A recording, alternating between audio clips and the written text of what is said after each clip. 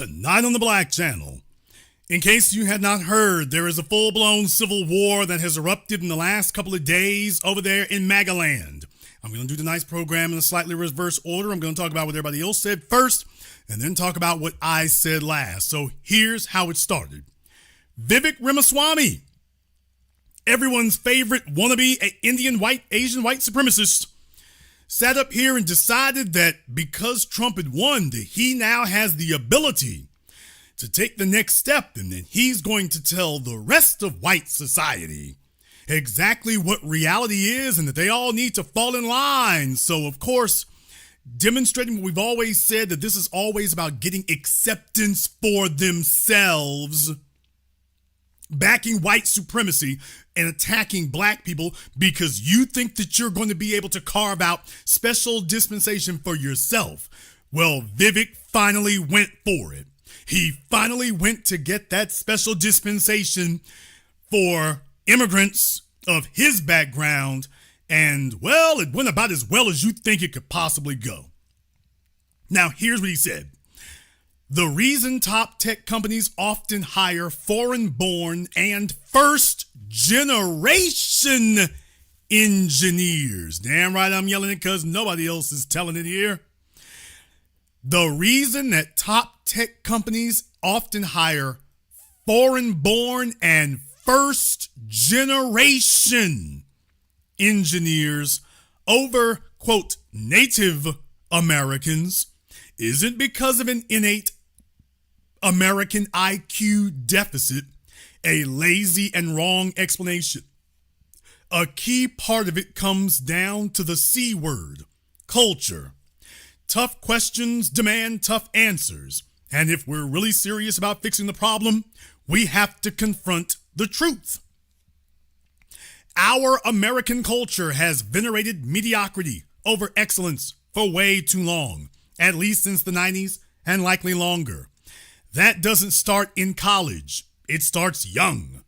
A culture that celebrates the prom queen over the math Olympiad champ or the jock over the valedictorian will not produce the best engineers.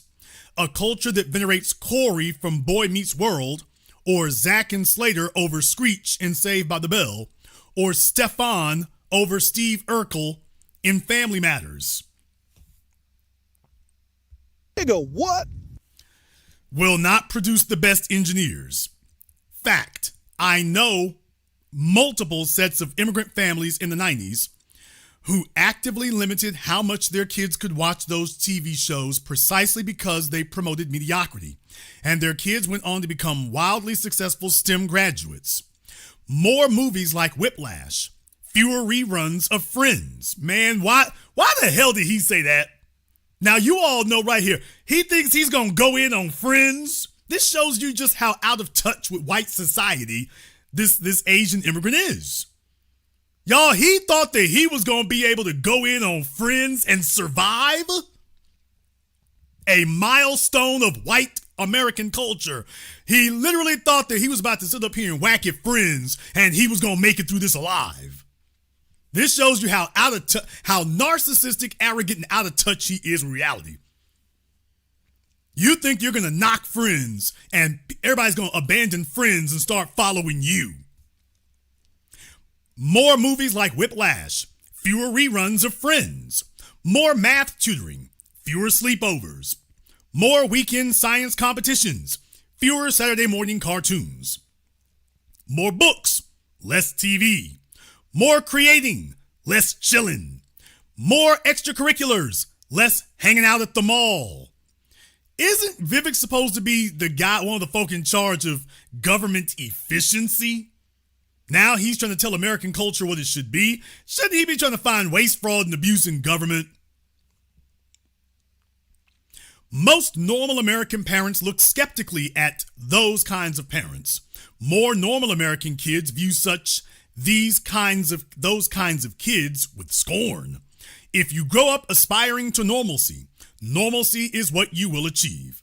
Now close your eyes and visualize which families you knew in the 90s, or even now, who raise their kids according to one model versus the other. Be brutally honest. Normalcy doesn't cut it in a hyper-competitive global market for technical talent. And if we pretend like it does, we'll have our asses handed to us by China. This can be our Sputnik moment. We've awakened from slumber before, and we can do it again. Trump's election hopefully marks the beginning of a new golden era in America, but only if our culture fully wakes up.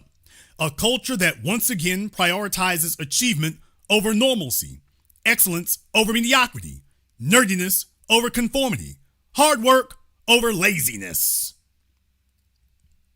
I thought you just,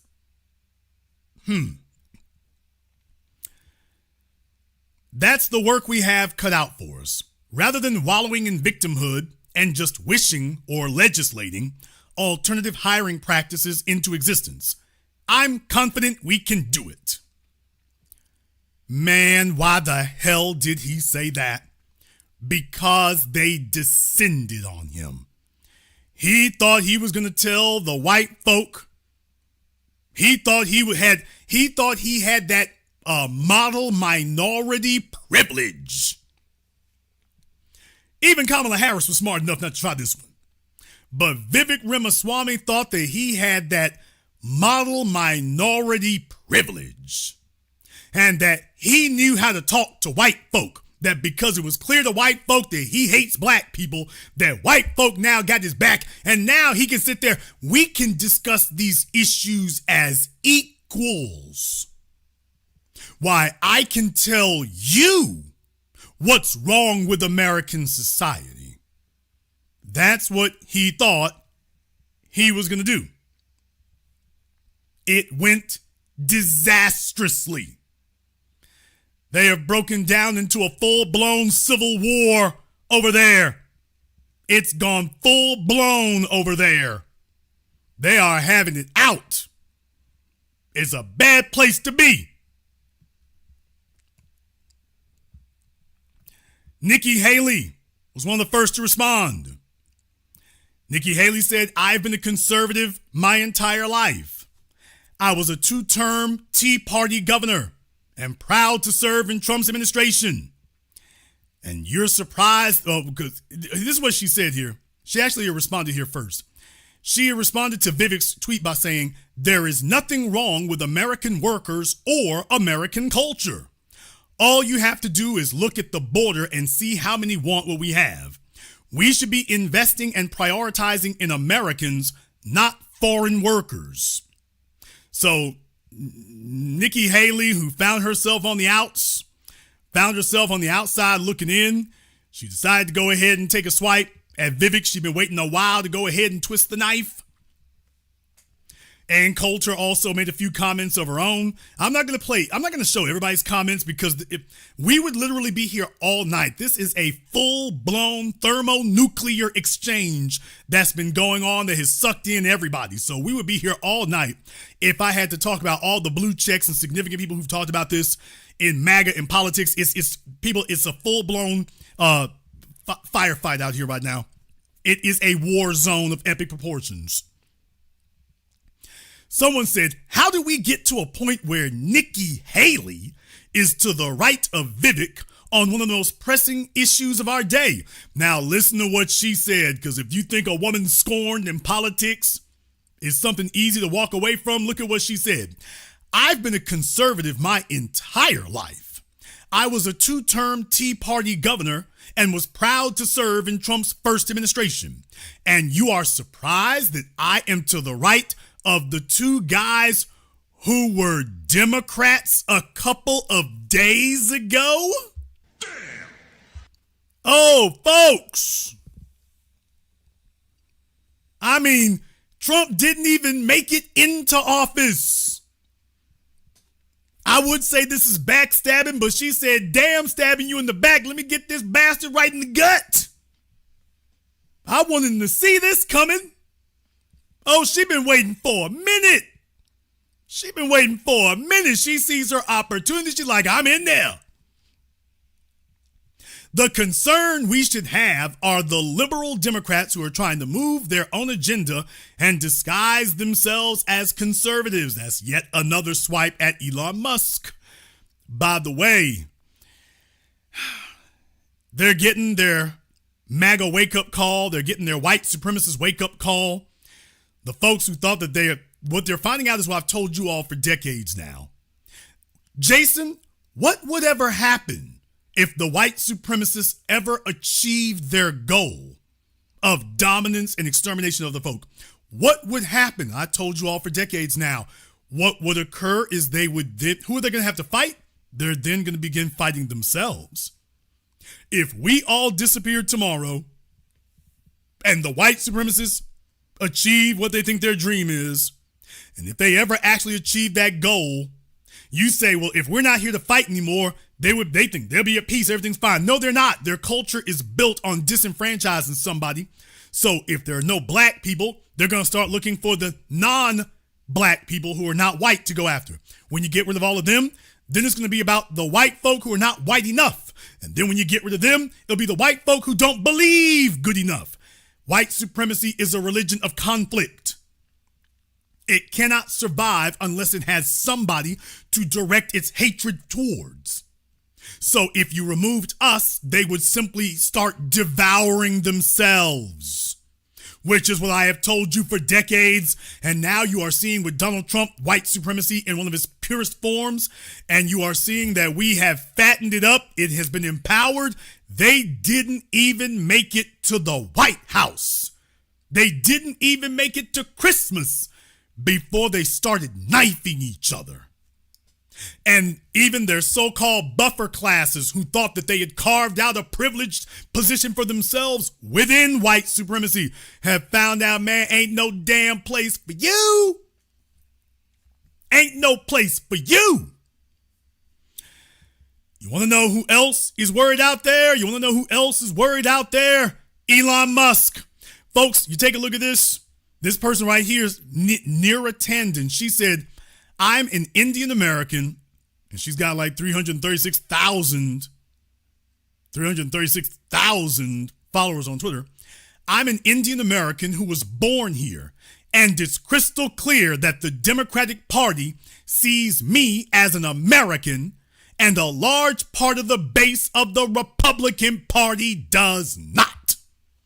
I hope Indian Americans remember this moment at the next election. They don't see you as one of them and never will.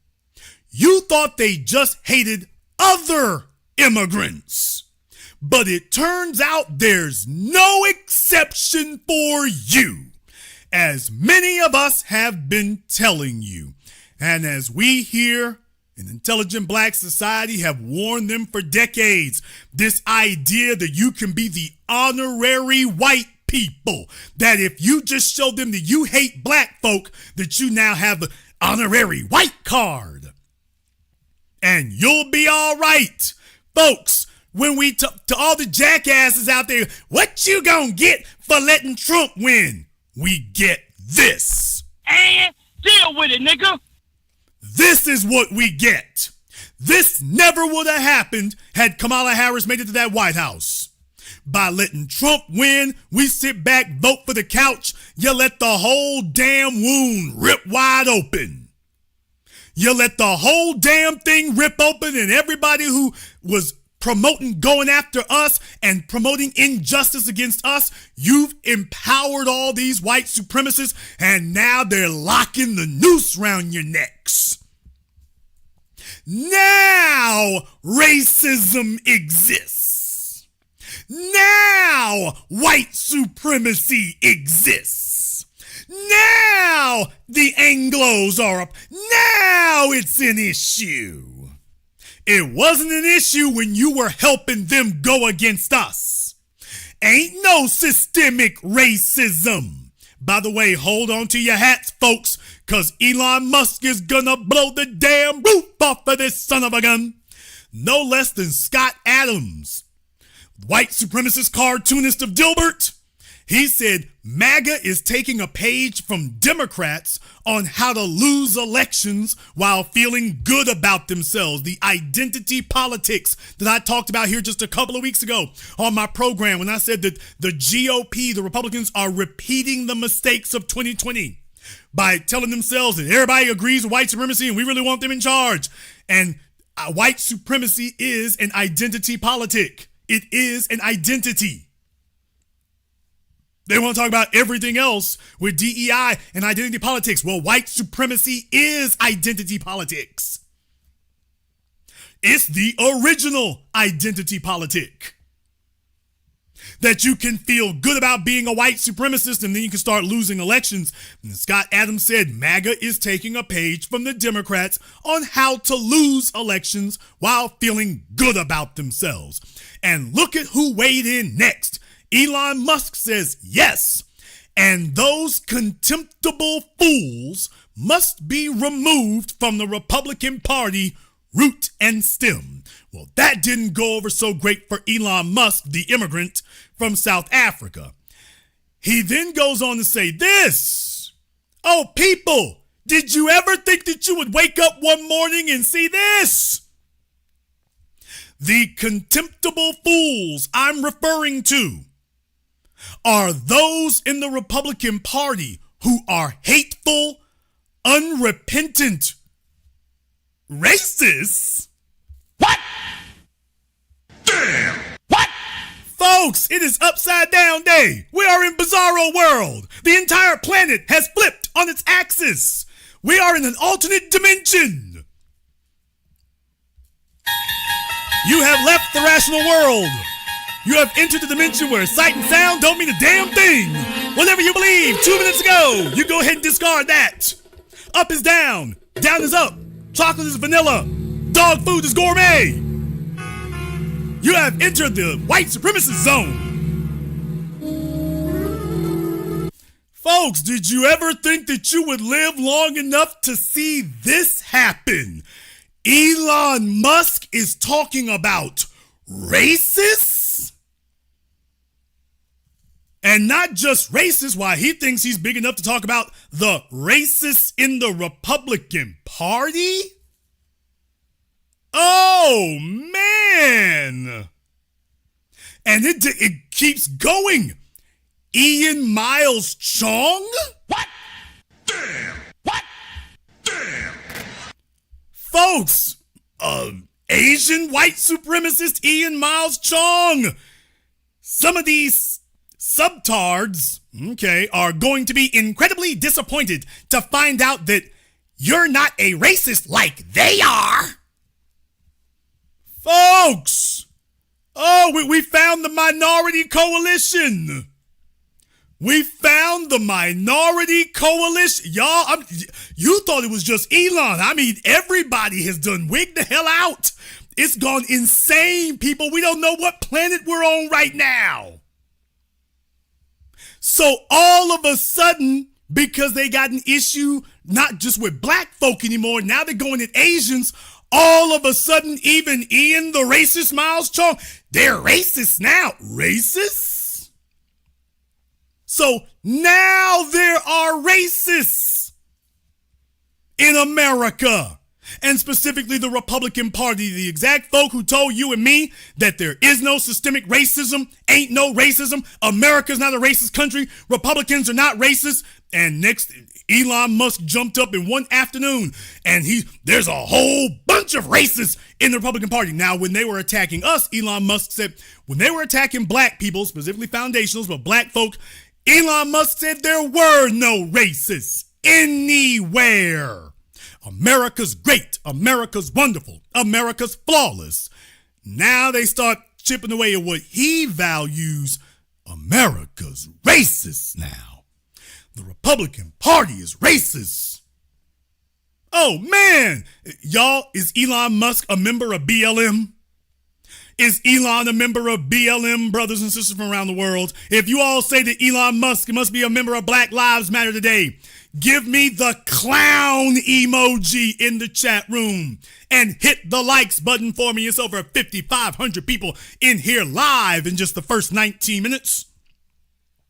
But if you agree, give me the clown emoji in the chat room tonight and hit that likes button to let folks know it's not just thousands and thousands of people in here live, but that, by the way, we are telling you the chickens done come home to roost.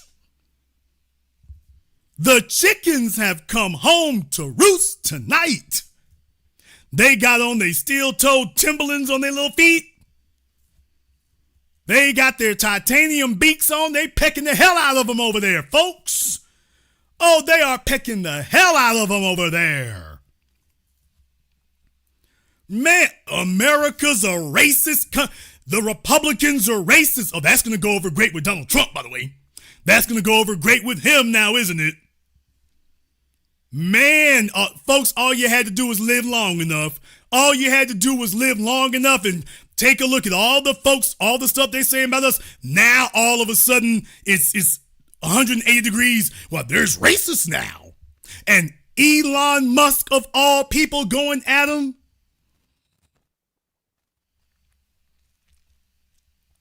Folks not liking the program here tonight. I must have a bunch of Elon Musk lovers on the program, so I might go ahead and wrap it up a little bit early.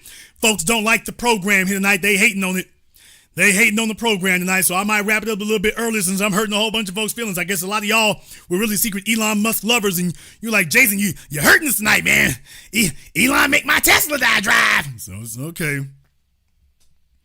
Let me go ahead and go on for a few more minutes here before I go ahead and wrap this up, because lo and behold, boy, it's not going to be an easy time on the ranch at all. Not going to be an easy time on the ranch at all, because, oh boy, take a look at who jumped out the damn woodwork to let you know where she stands. Laura Loomer, white supremacist extraordinaire, comes jumping up to let you know what time it is. Our country was built by white Europeans, not third world invaders from India. What? Oh, okay, so it's not BLM it's not black folk who are the outcasts and outsiders. And it's not like you have a bunch of Indian illegal aliens.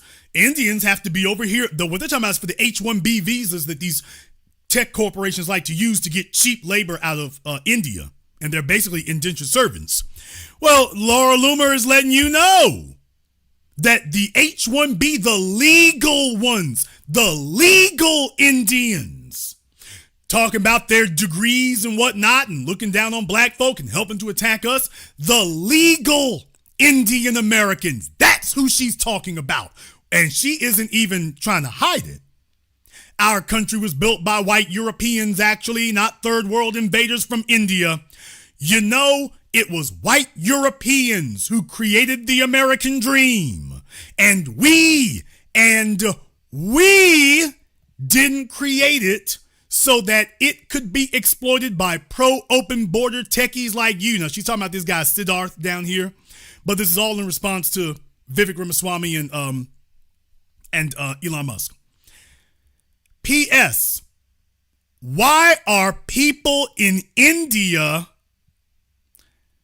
defecating in the water they bathe and drink from? Damn! Oh yeah, y'all folks, things went, it got nasty quick. I blurted out on your screens up there, but yeah, I blurted out on your screens, but she said the whole thing right there.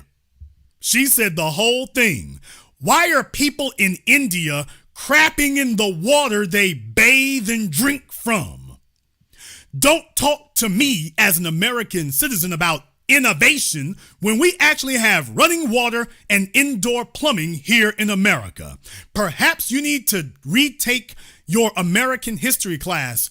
Do the tech billionaires you work with in Silicon Valley even bother teaching their third world hires about American history anymore? Or are you only interested in your invaders, supremacist, revisionist history? Now, she was responding to a guy named Siddharth, but this was all in response about what Vivek Ramaswamy and Elon Musk have been talking about. This was all in response to that. So they are going round and round. They are going at each other, hammer and tong. They are going at each other, hammer and tong over there. It is ugly. It is gruesome. It is unrepentant. I mean, they are letting each other have it. I'm just like, is there anything I can do to help? They are letting each other have it over there. They are not backing off of nothing. They are not backing off of a damn thing over there. They are going at it. She kind of got her account frozen up for a little while. They took away her blue check mark. So, I mean, it is rough over there. It is rough over there right now for them folks, man. It is rough for them. They are going at it. They are sparing no blows. They are sparing no blows, and they just like, man, look here it comes. Steve Bannon jumped in, by the way. Steve Bannon has been going at Elon Musk. What?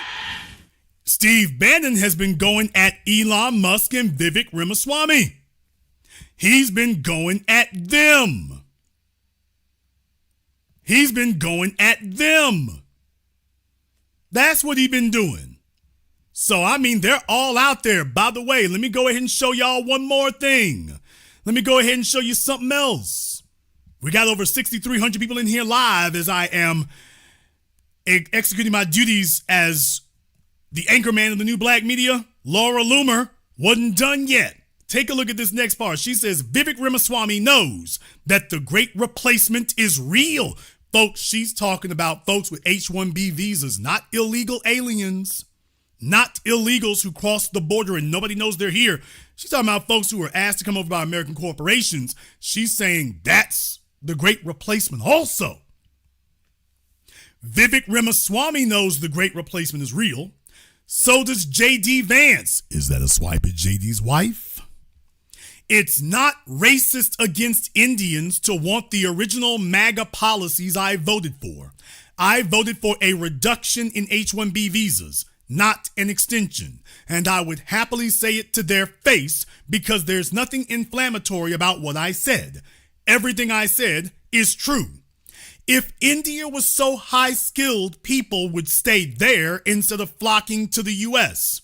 You're not going to shame me into tempering my thoughts. I really am past the point of giving an F. Sorry, I couldn't blur that out because I need to scroll down to show y'all everything. So if you got the kids around, might want to cover their eyes for just a minute while we do this thing over here. Just a minute. The tech billionaires don't get to just walk inside Mar-a-Lago and stroke their massive checkbooks and write our immigration policy so they can have unlimited slave laborers from India and China who never assimilate. I don't care about being called racist by people who don't have the best interests of the American worker in mind. If India is such a high-skilled society, why does it look like this? This photo down here, I had to scroll down so that when she said that part, you can see what she's referring to. If India is such a high-tech society, why does it look like this? If India is such a high-skilled society, why does it look like this? Just admit you want cheap labor. I don't care about being called racist. How many times is she going to say that? It has no meaning anymore. It's used by invaders like you to try to silence actual original Trump-supporting patriots. You don't even know what MAGA immigration policy is. You're not a real Trump supporter. You don't even know what assimilation means. So this is her still going at this Siddharth guy because he was going at her. That was him going at her. So, yeah, that was happening. By the way, just in case you all were wondering if Elon Musk was feeling a little self-conscious, Elon is feeling a little self-conscious right now because he posted this yesterday. Elon feeling self-conscious. He posted this yesterday. We named Tesla after Nikola Tesla, one of the greatest engineers ever. He was a penniless immigrant whose innovations led to American dominance in electricity generation and usage. So Elon is riding in the immigrant car. Oh man, so Elon, you're no longer white enough, or you're not the right kind of white. Elon is sitting up here riding in the immigrant car now. Oh, and if you're not for immigrants, then you are a racist. This is from Elon Musk now. If you're not down with the immigrants, you're a racist. Oh, man. Well, the problem is he said that. The problem is he said that and he's trying to defend Nikola Tesla. That's great. That's wonderful. By the way, look right down here in the comments section. Tesla was founded in July 2003 by Martin Eberhard and Mark Tarpenning as Tesla Motors. When you say we, you mean they. You, Elon Musk, joined as Tesla's largest shareholder in 2008. Damn! He named you chief executive officer. You bought your way into Tesla Motors. Oh, what Jason Black been saying for years, now you got folks going at Elon on his own page, on his own post. All of a sudden they going right at him.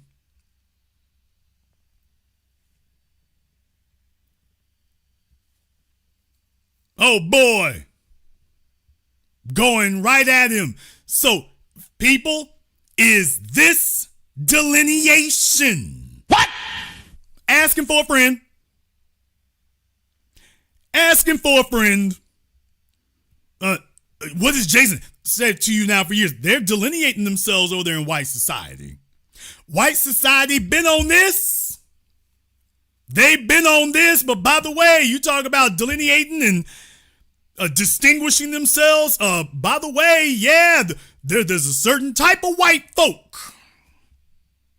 This isn't Jason Black talking. It's a certain type of white folk. If you're not, we're not all together. This is a rejection of flat whiteness.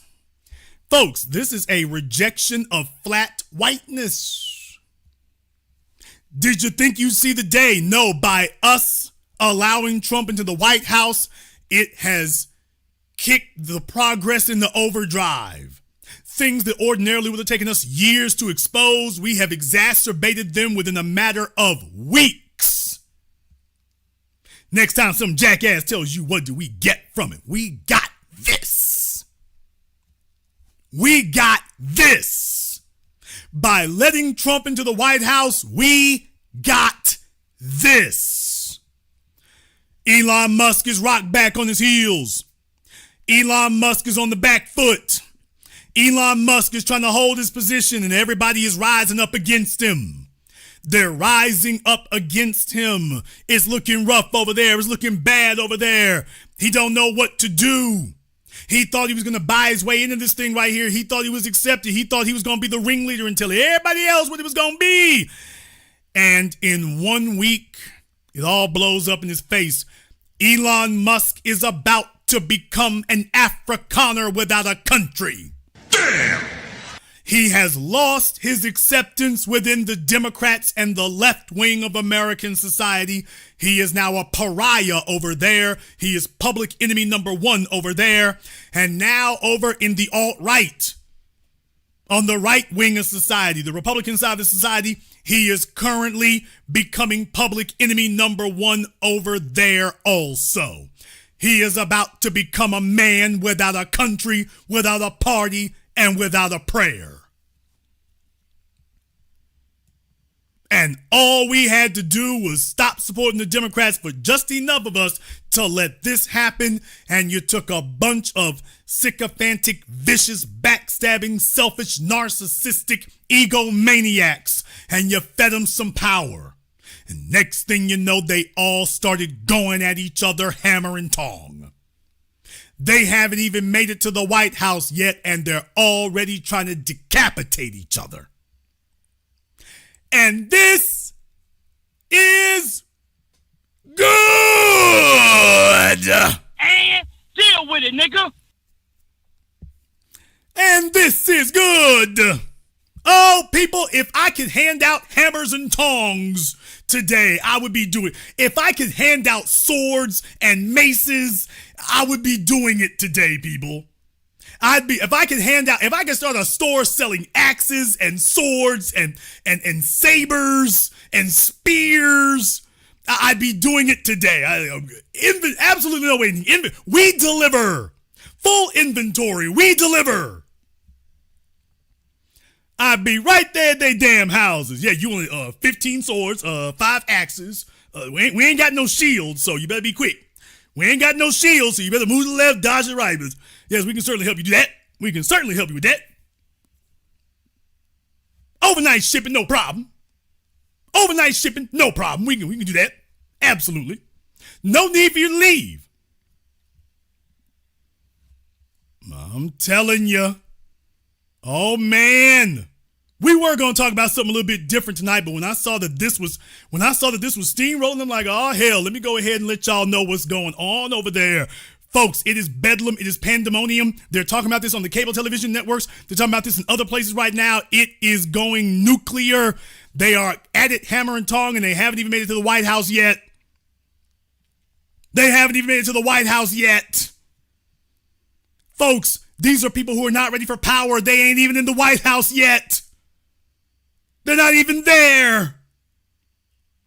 And my point is, by the way, does this sound familiar to something that you heard from me just a couple of weeks ago? It is not enough. It matters where you get your information. It matters who is saying it. It matters if the information is reliable. Can you count on it?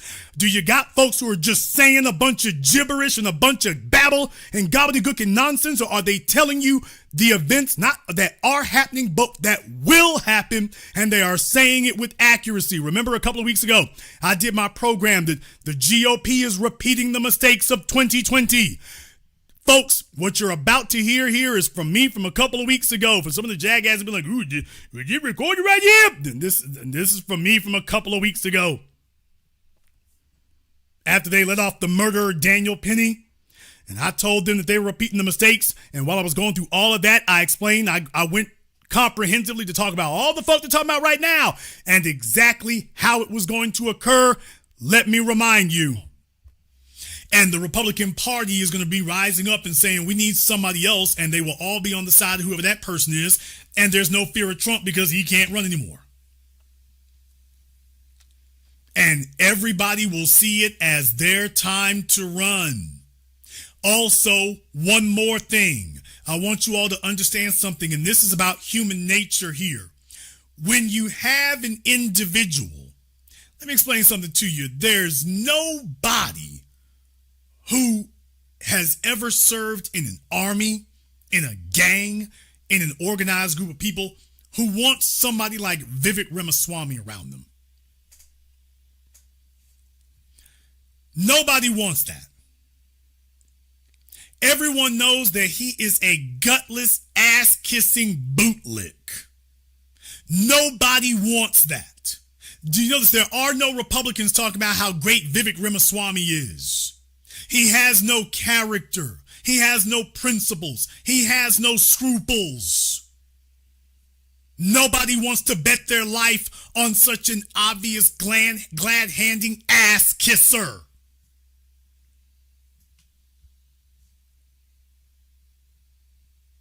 And furthermore, you know that you can't trust someone like that. What?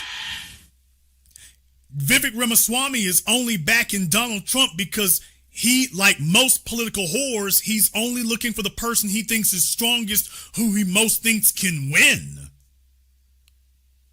But he doesn't have any scruples. So he thought that Trump was the one most likely to win. That's the only reason that he got behind him. As soon as the political winds change, and as soon as it looks like somebody else, because Trump can't run again, as soon as it looks like he's going to open up for somebody else, Vivek is going to jump ship. It's what he does. It's what all ass-kissing cowards do. And as we are finding out here now, Vivek, he thought he had enough stroke in white society that he doesn't even have to get to the White House. He's already in enough that he can tell you all where things are going to go next. Now, let me go ahead and play the rest of this for you all so we can tie. Remember, I talked about this weeks ago, folks. Did I call it or did I call it? He whores himself to whoever he thinks is strongest because he knows there is no real support for him. So J.D. Vance needs to understand that Vivek, in a heroin-induced haze, told himself that he could run for president. That lasted all of 2 weeks. So in 4 years, do you think that Vivek is just going to hand things over to J.D. Vance when he no longer has to play nice? Do you think that Elon Musk is going to work well with Vivek? 2 billionaires who are trying to promote their own business interests? Do you all think that any of them are going to play nice with J.D. Vance? Do you think they're already calling the MAGAs racists over there? You think they're going to play nice? This is me talking now. You think they're going to play nice with J.D. Vance? When Elon Musk is already referring to them as racists?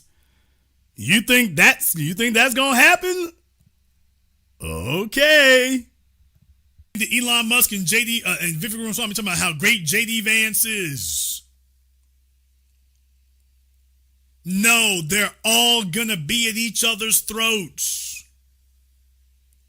Please remember, in the U.S. Senate, they wanted, what was his name? Rick Scott. They wanted to make him the Republicans' leader in the Senate.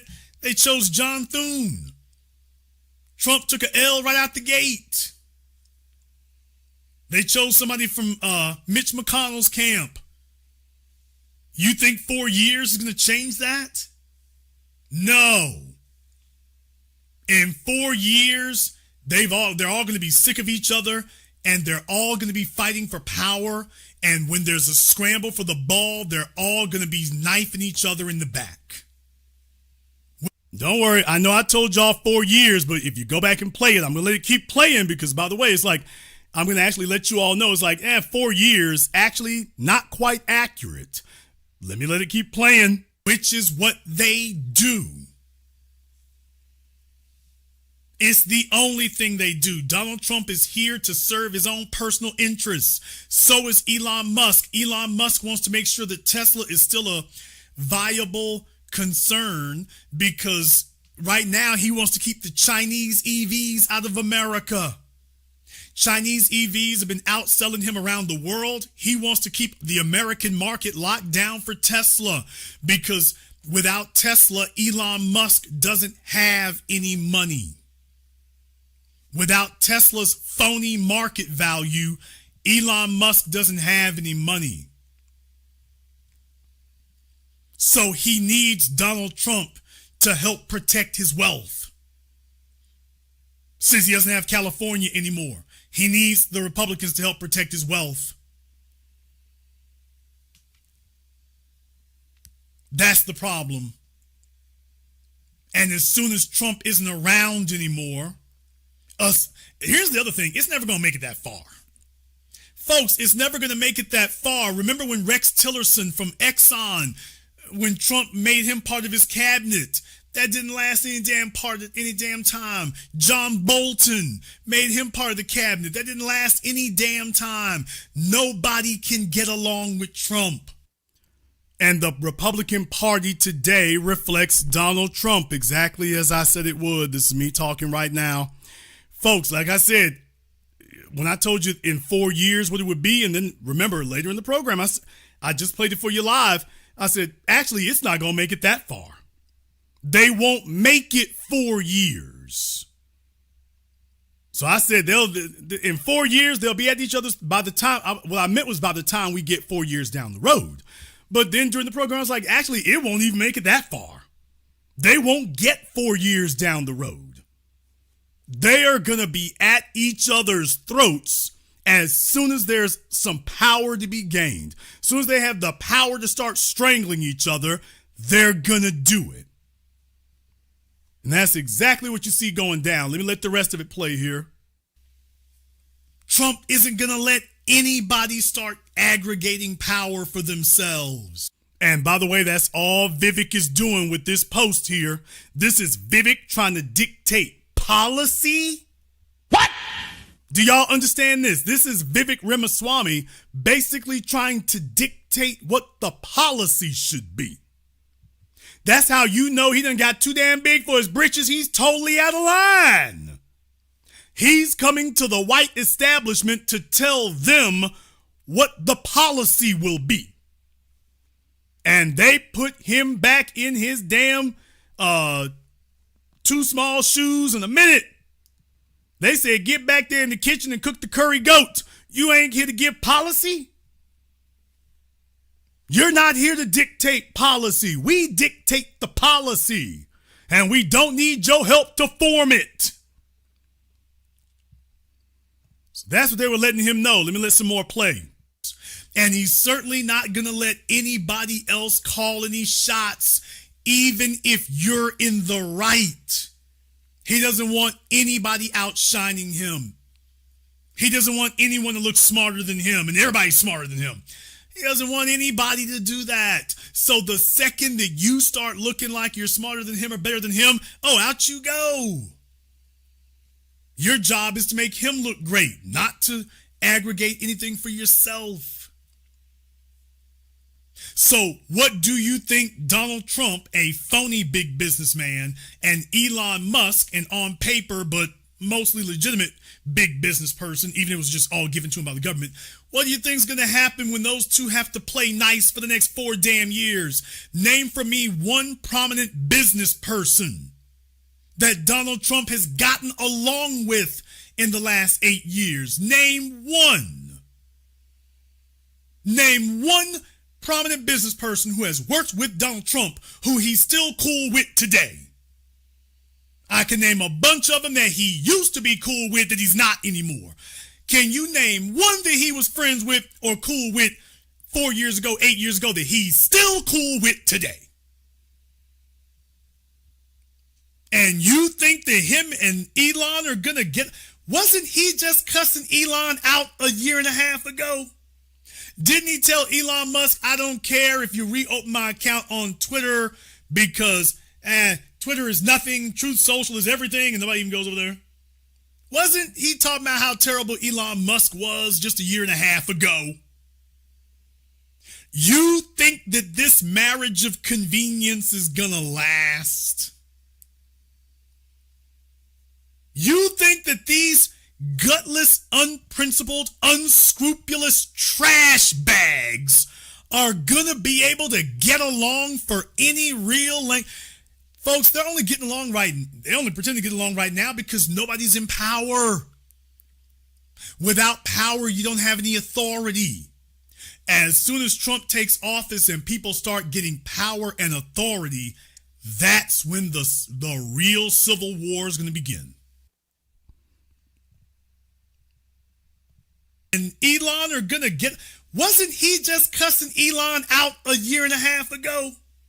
Didn't he tell Elon Musk, I don't care if you reopen my account on Twitter because Twitter is nothing, Truth Social is everything, and nobody even goes over there?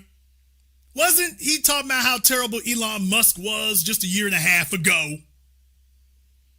You think that this marriage of convenience is gonna last? Lie. Did you really think that this obvious, phony, contemptuous marriage of convenience could actually last? Did you think it could actually last for any real length of time? Did you think that they were going to be able to stick together for any real length of time? I called it weeks ago when folks started trying to tell me about y'all empowered the Republicans. Jason, are you worried? I told you weeks ago, I ain't worried about a damn thing. I did the whole program weeks ago. I told you what was going to happen. That these folks are not ready for power and they're gonna implode before they ever get off the ramp, with folks wringing their hands at me and complaining at me and talking about how we had ruined the world and Donald Trump was gonna be dictator for life. I'm like, he ain't gonna be dictator for a day. I didn't just tell you it was going to fail. I told you exactly the principles who were going to fail and how it would happen and who would go at whom and what it would be for. And here we are a couple of weeks later, and I'll be damned if it's not happening here. You're going to learn to start getting information from reliable sources, reliable people. If they can't properly predict what's going to happen and lay it out for you, it's not good enough for them to tell you what's happening outside. We have to be ahead of the curve. We got to tell you what's going to occur. And I have made my name at being able to call these things before they happen. You thought I was just done with predictions because the election was over? Oh, hell no. Oh, I'm still on the job. So everybody who was out there wringing their hands and panicking and whatnot, no, Jason, you was wrong, and you've empowered these people and this, that, and the other, and I told y'all, I'm not worried about nothing. What you? It's going to be terrible. It's going to be awful. I told you the whole time, I'm not worried about anything. And I told you why I wasn't worried. Well, here we are. Here we are. They're not even in the White House. You saw Daniel Penny up there and oh, it's going to be terrible. It's going to be awful. I'm like, by the way, this is a bigger threat to Trump than it is to us. I told you how weak he was. I told you how precarious his position was. I told you that he was going to overestimate all of this and that they were going to sit up here, a bunch of clowns looking like overgrown children and just as incompetent. And that they would sit up here and overestimate the value of that election and tell themselves they had all kinds of powers and mandates they actually didn't have. Now mathematics is coming back into view. Mathematics is rearing its ugly head again. And sure enough, now they're all worried about how thin their majority is. They went from talking about they got a big majority and a big mandate to, by the way, we only got 3-4 votes over the Democrats right now, And 4 years, oh, you have a lot of failing you can do. The next couple of years gonna fly by.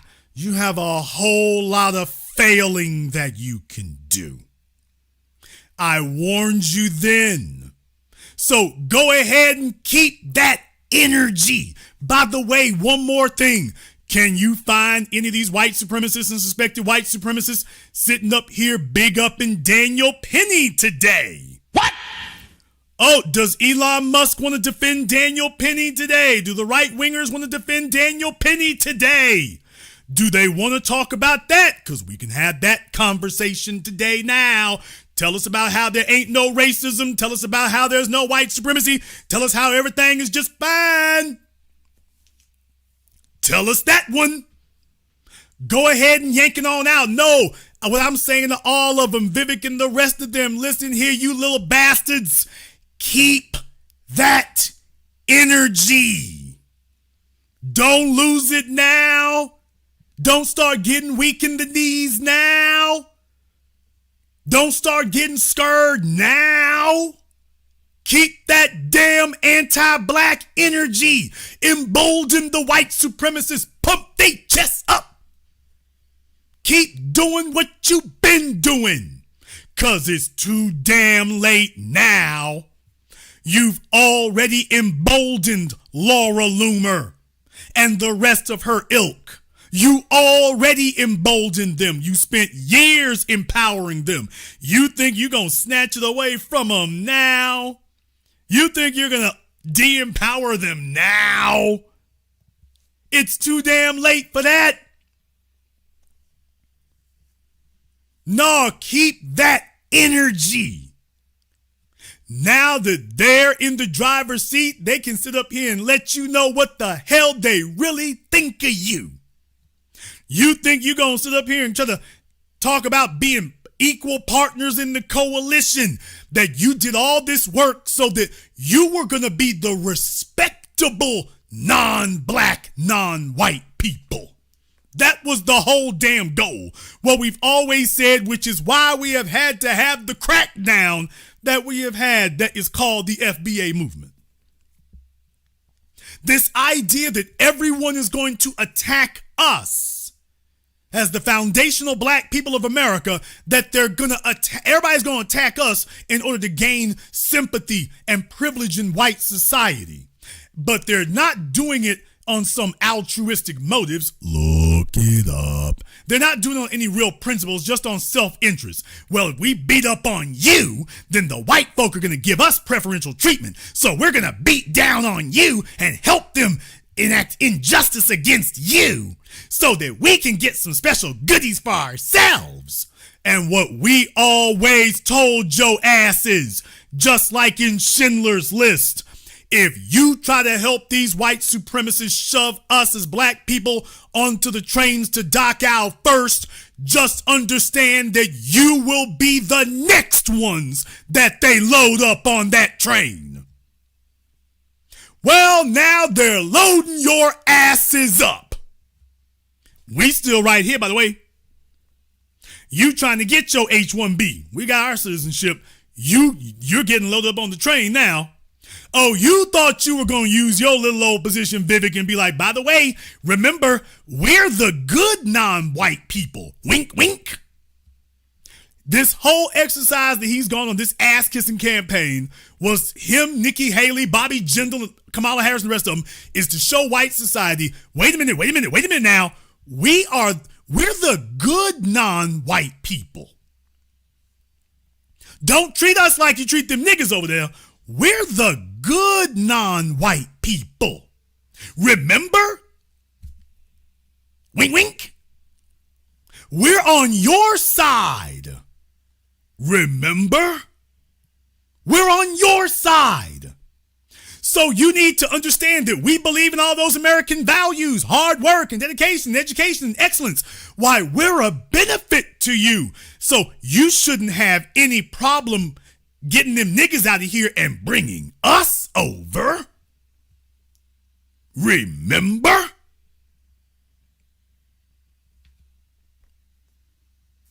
Oh man, that was what we told y'all. That was the buffer class game plan the whole damn time. The buffer class game plan the entire time is to join the dominant society, disenfranchise us, attack us on a daily basis, and then you would be the non-black people who would get preferential treatment from the white society. Now Vivek has shown up to cash in that model minority card. Miles Chong is there to cash in his model minority card. And white society and MAGA just told them kiss they pasty white asses. Making it clear to them that, by the way, you on the outside too. Now they think that they're now going to start. The folk who told the world that racism doesn't exist are now thinking they're going to start telling everybody that what's racist among the very people that they emboldened. Elon Musk emboldened these people. He sat up there and emboldened them. Got the nerve, him and Ian Miles Chong talking about racists in the Republican Party, people. After you spent the last couple of years emboldening them, in Chong's case, the whole damn time. So it shows you this is what it was really all about. The Ian Miles Chongs and the Elon Musks and the Vivek Ramaswamys, they were all telling themselves that if they attacked us, that they would finally get their honorary whiteness. And that those restrictions that had been put in place would finally be removed and they would be allowed to ascend into full whiteness. That's what this has always been about. What we have told you for decades, that's what this was always about. This for them was supposed to be the great coming together of the white supremacist and white supremacist allies, that this would be the new world order. That they are devotees and believers and in the denomination of the religion of white supremacy, and that now they would all become cardinals and priests and bishops. And the white supremacists have shown up and told them, actually, you're all still just sitting out there in the congregation. Some of you sing a little bit louder than others, but none of you will have a leadership position. As a matter of fact, why don't you get yourselves back outside?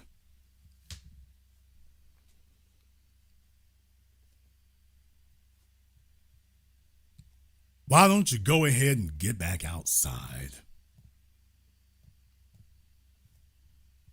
Why don't you do that? We got over 8,000 people in here live tonight. We have over 8,000 people in here live tonight as we, the black media, continue to grow and excel with the news and information that you will receive absolutely nowhere else, and the insight and analysis, the 720 degrees of analysis that no one else provides. We tell you about what will happen before it has, which is why it was so essential and necessary to do this retrospective to let you know that, by the way, I called this weeks ago. I didn't tell you it might happen. I told you that it will occur. Let me tell you, it blew up even bigger than I thought it would to have Elon Musk on the run before they even got to the White House. They're already disinheriting him from the land. He's sitting up here talking about Republicans are racist. Y'all think that's going to go over well? How about what side is Byron Donalds going to take? Damn! What side is Nikki Haley going to take? What? All the folk who tell you the Republican Party is not a party of racists. Isn't that what they said in Madison Square Garden? Just a few weeks ago, a couple of months ago, isn't that what they said in Madison Square Garden? Remember when Trump had his big rally there?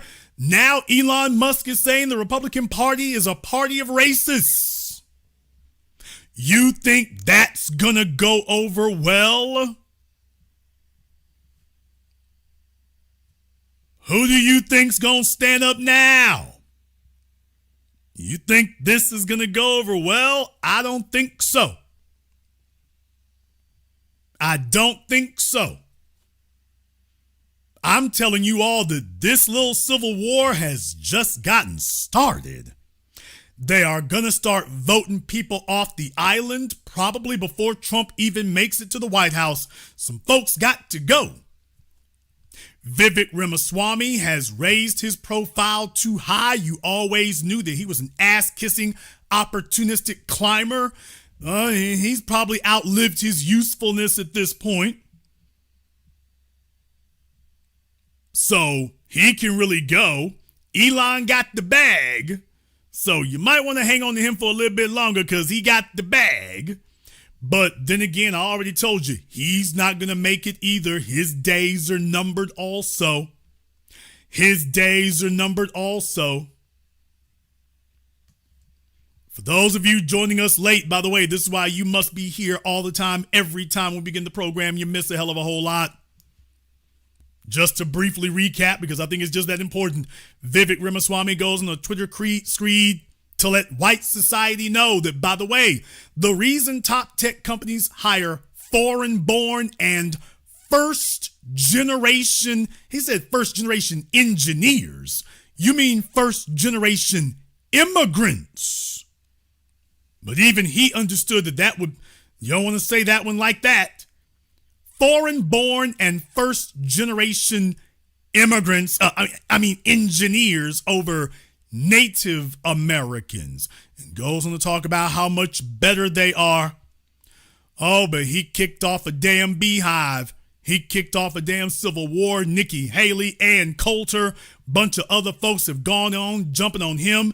Elon Musk tried to come to Vivek's rescue because Elon wants as much cheap labor at Tesla as he can to keep that scam going. And boy, they're now jumping on him, Steve Bannon and others. They are all going straight at him. Trump been sitting back trying to act like he's not president right now. Him and Biden are equally quiet. I think Trump might have put out some statement a little while ago. I didn't read it, but Trump been real quiet while all that's been going on. He's like, oh hell, can y'all keep this bull crap down till I get in office? So Vivek Ramaswamy is in trouble there. Nikki Haley has come in to put the boots to him. She said Elon Musk and Vivek Ramaswamy, the guys who were Democrats a couple of days ago. She like, hey, I ain't in the party. I'm not in the cabinet. I ain't got nothing to lose. Let me go at you. Let me go at the both of you. I ain't holding nothing back. I'm going at both of you. Boy, I'm telling you, it's rough out there, man. It's rough out there. Scott Adams, whose white supremacist credentials got him in trouble. He's talking about MAGA is taking a page from the Democrats on how to lose elections while feeling good about themselves. So now he's comparing MAGA to the Democrats. I mean MAGA, not Republicans, MAGA. Scott Adams is comparing MAGA to the Democrats now. Damn.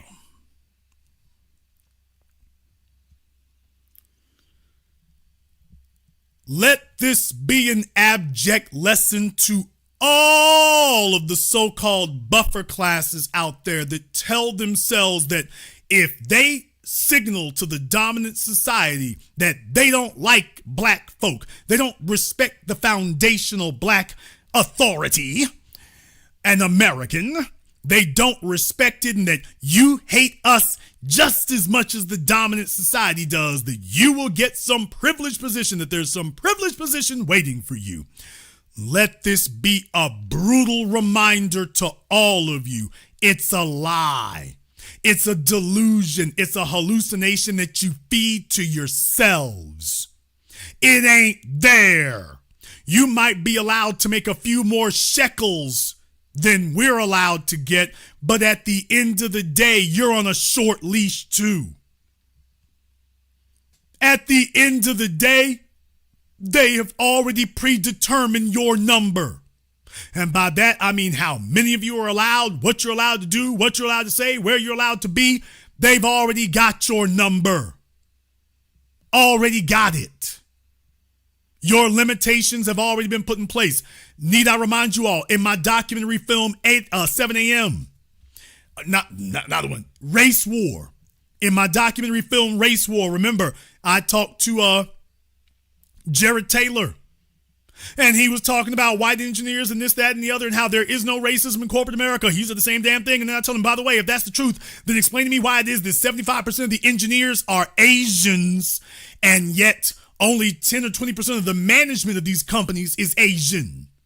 How is it that the majority of the computer engineers at these tech startup companies are Asians? Asians are the majority of the workforce, and yet white men run every aspect of authority in those companies. They're all the management. Jared Taylor, well, maybe it's because they don't have the same managerial skills. Maybe it's they don't have the same leadership skills. No, sir. It's because you all run the companies, and it's like, okay, we've already determined, yeah, y'all ain't gonna run this. You can work here, but you don't run it. And you'll never be allowed to. And even the one or two that they do put at places like Google or Microsoft, your job is to toe the damn line, because the board of directors will gang up on your ass tomorrow morning and get you the hell up out of there.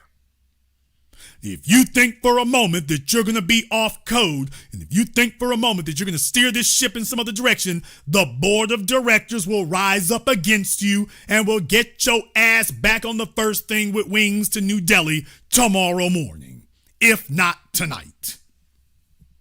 So let this be a lesson and a reminder to all the folks who told themselves that if Trump got elected, it was going to become a buffer class buffet.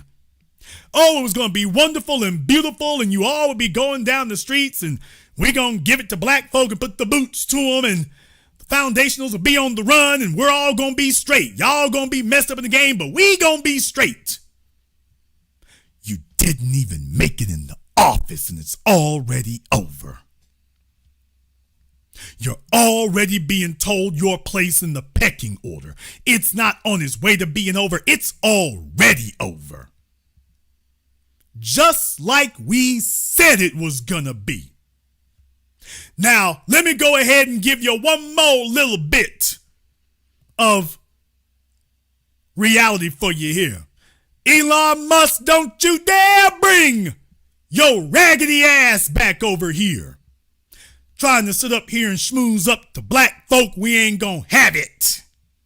We're not gonna have it. We're not looking for it. You're not invited. Don't even think about doing it. There is nothing for us to discuss, and there's nothing for us to talk about. All of a sudden, everybody wants to scramble, and they don't want to be racist anymore. Ain't nothing for us to discuss or talk about. Vivek Ramaswamy, little doggy, you're gonna take your lumps. Don't bring your ass over here to say nothing. Get your ass back over there with Daniel Penny. Get your raggedy ass back over there with Daniel Penny. That's where the hell you need to be. You get back over there with him. We ain't got nothing for you. They gonna put it on your ass. They're making a fool of you. They're humiliating you around the world. And you gonna have to sit here and hold this damn L. We're not coming to your rescue. We're not coming to your defense. We want to watch your ass dangle and strangle. Let them burn.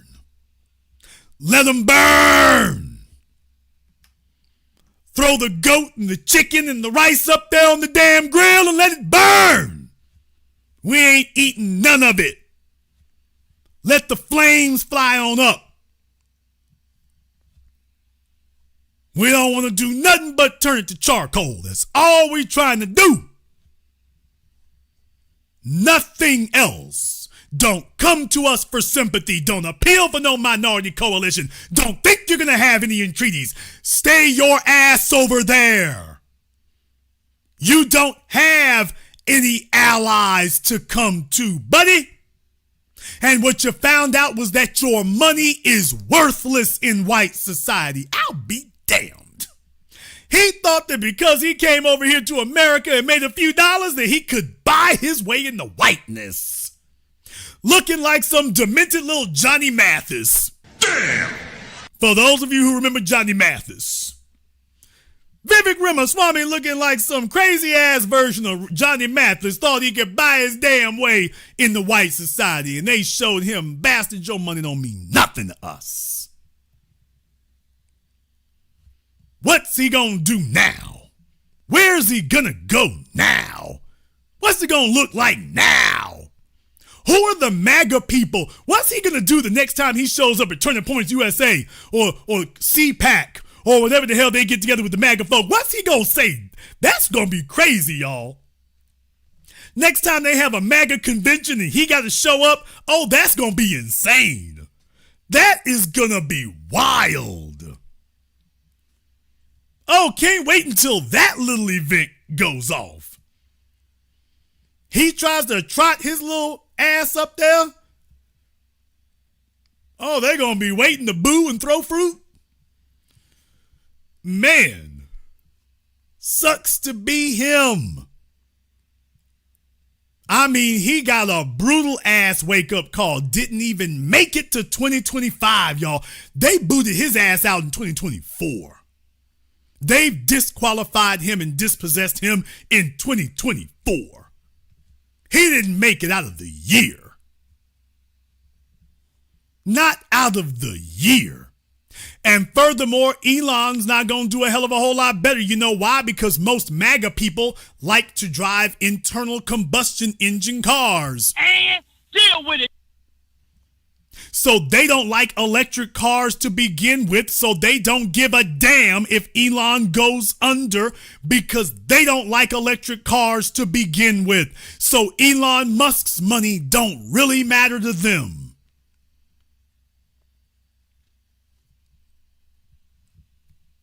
Ain't that a hell of a spot to be in?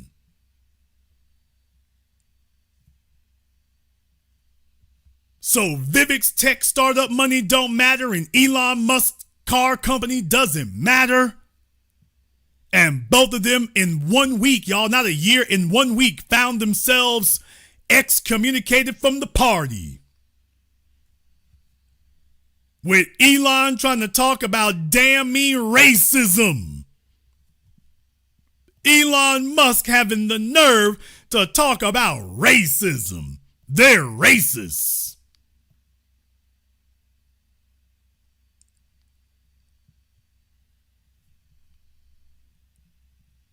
Yeah, these folks, all of a sudden, that's going to go over great. I can't wait till Tucker Carlson and the rest of them have to go into that because remember, the Republicans have racists now. Why, you sound like BLM and DEI now, Elon? Oh, you ain't going to never get to walk that backwards. They are never going to allow Elon to walk this backwards. Because this is the way that white supremacy works. White supremacy works by disqualifying other people, that you can gain power if you disqualify others. Tell black folk that they're not qualified. Get more power. Any non-white folk here? Okay, get more power. But you're only saying non-white because you really don't want to start going at each other first. So let's go get the folks that we can all agree on that we have no problem going at. Okay, the black folk, yeah, get rid of them. All right, the folks who are non-white, I can chop them up. The white folk who don't really qualify. All right, let's go ahead and bang on them. Afghans and some of y'all weird white folk, you're not Anglo, you're not from European stock directly, you got to go. Then you're left with the Europeans. Okay, any European immigrants in the room? Damn! Oh, it becomes that. Are there any European immigrants around here? Papers, please. Any European immigrants in the room? Anybody who wasn't born here for the last 3-4 generations? One ain't enough. One generation is not enough. Papers, please. Papers, please. Then when that gets done, okay, who here doesn't believe the right things? Who here doesn't believe in white babies? Who here doesn't believe in the one true God? Who here doesn't believe in football and V8 engines? Who here doesn't believe in freeways and highways? Who here doesn't believe in guns? Guns, big guns, lots of guns, as many guns as you can carry. As a matter of fact, if you can't carry them, just load them all up in the back of your pickup truck. Guns, guns, guns. Who here doesn't believe in that?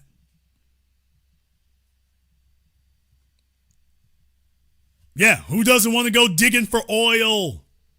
Who doesn't believe in that? This is the religion of white supremacy. It is based upon who you are in conflict with and who you can disqualify. The religion cannot keep going if it doesn't have a target to focus the people on to disqualify. So you have to have someone to hate. You've got to have someone to disqualify. It is not a constructive thing. Everything that it constructs is for the purposes of waging a war against those you will disqualify. But if you remove the disqualification component from the religion of white supremacy, then the religion collapses. That's why you can't get rid of that component. It must go around looking for targets. You don't have a religion of white supremacy if you don't have a practice of systemic injustice and targeting of people. You've got to have it. And all of you who told yourselves that you were going to align yourselves with the white supremacist society and that you would carve out for yourselves your own little preserved, safe little niche of honorary white status, and you found out with frightening speed that it didn't even make it to the White House before they all got together and let you know that they're on code. And they know exactly how they see you. That was the reason why I pointed out Laura Loomer's tweet in particular. That's the reason I pointed this one out. Folks in the Indian press, and the Economic Times of India and Hindustan and all their publications over there, they're talking about this right now. You can go Google it for yourselves. They're talking about this right now in the Indian press. On the Indian press, the Indian websites, they're talking about how Laura Loomer was using a website set up by Indians. But then again, most of the back end work is Indians are involved in anyway on pretty much everything. But they were talking about when she was, I think, asking for money or whatever after this happened with Elon Musk and them. And, she's using a website run by Indians. Okay. Oh, y'all empowered her. Where the hell were you all when we been banging on Laura Loomer for years? Pause! We've been debunking Laura Loomer and exposing her as the white supremacist she is for years. Where the hell was the Indian press then? We've been doing it for years. Where the hell have they been at while we were doing this for summers and winters? We've been talking about her ass for years now. We've been exposing it for years now. Where were they?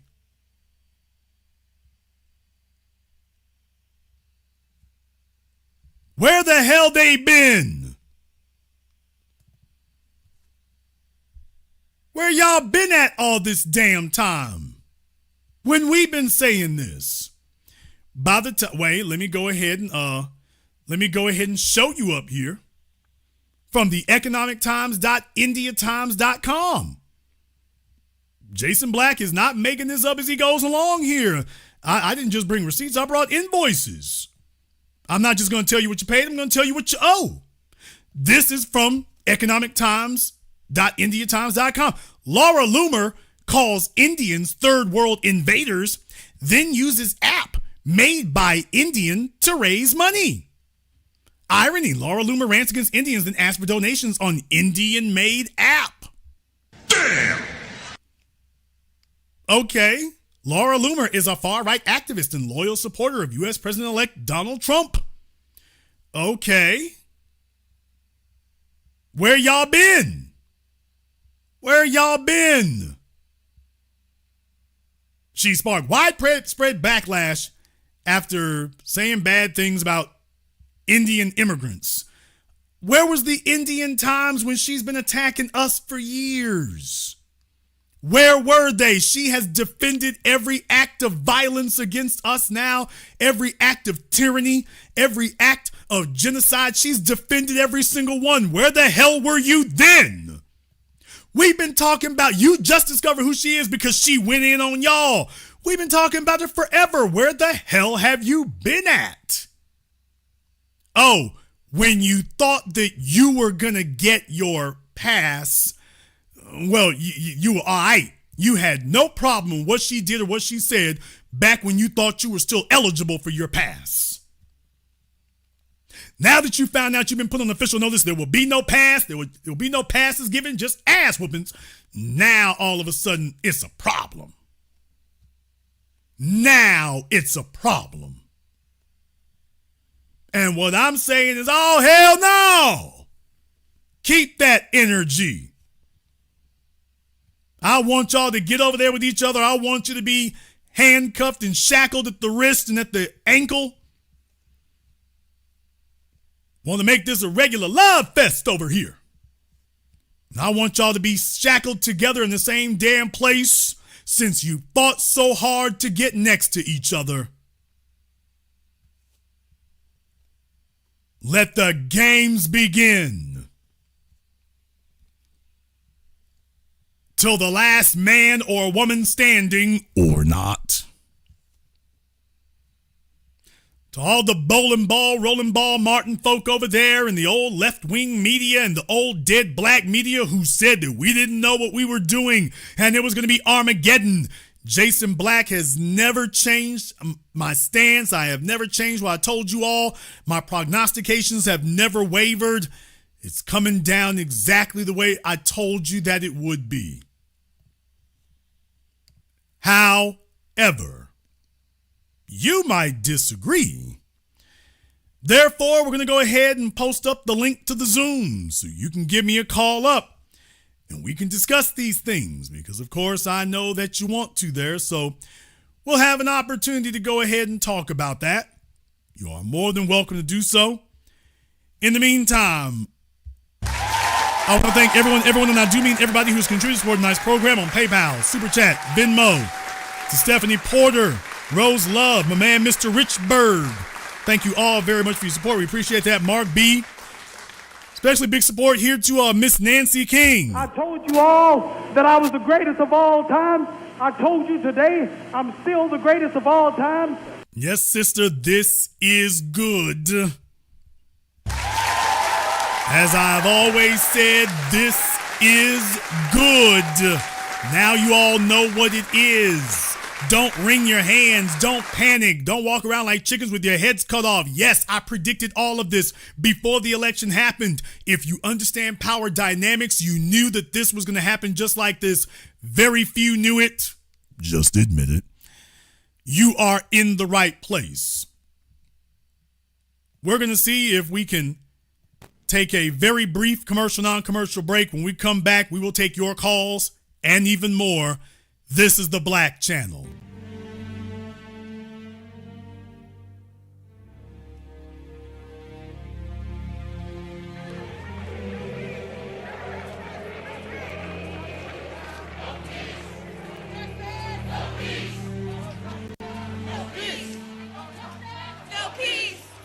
Is your child struggling in school?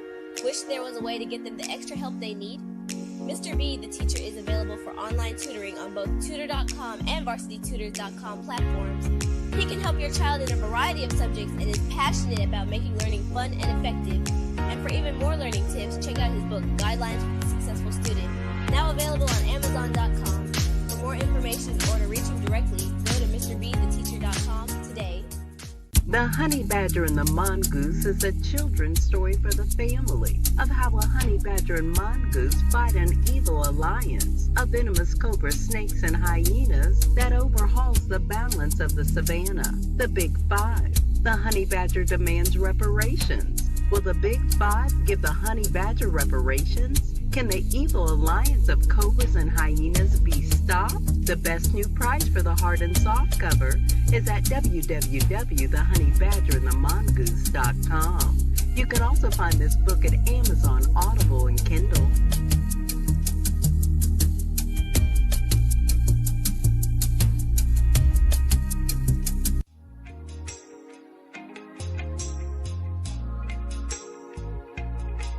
Order yours today to experience all the benefits of Ash Kickin' Body Butter. With skin so smooth and soft, you'll thank us for it. Shop Ash Kickin' online.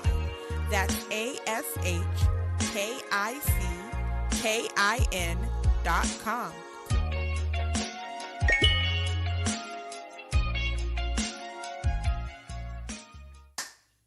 Hi, this is Brenda Starr, creator of Poetry with a Purpose and author of the book Pressed But Not Crushed.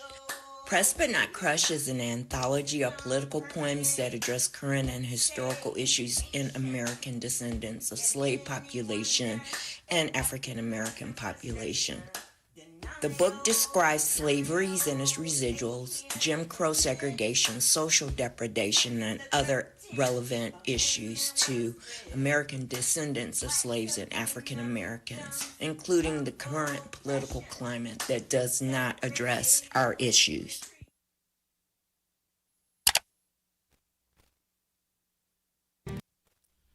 This is the Black Channel. I am your host, your brother, your humble servant, the Black Authority. Very glad to be with you all here this evening.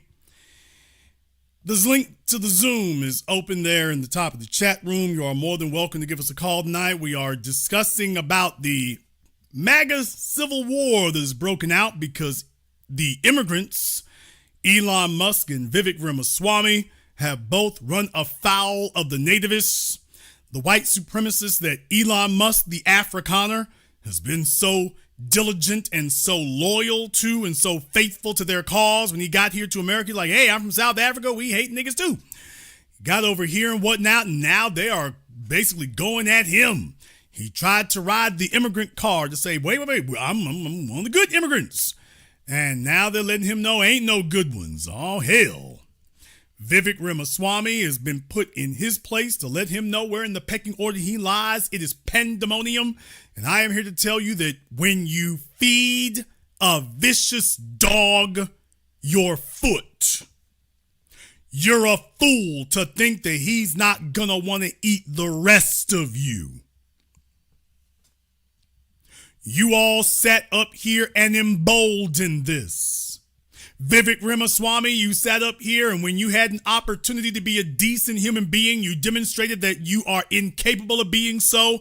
You sat up here and thought that you were selling us out. You thought that you were feeding us to this white supremacist beast, and that you yourself would be spared and saved.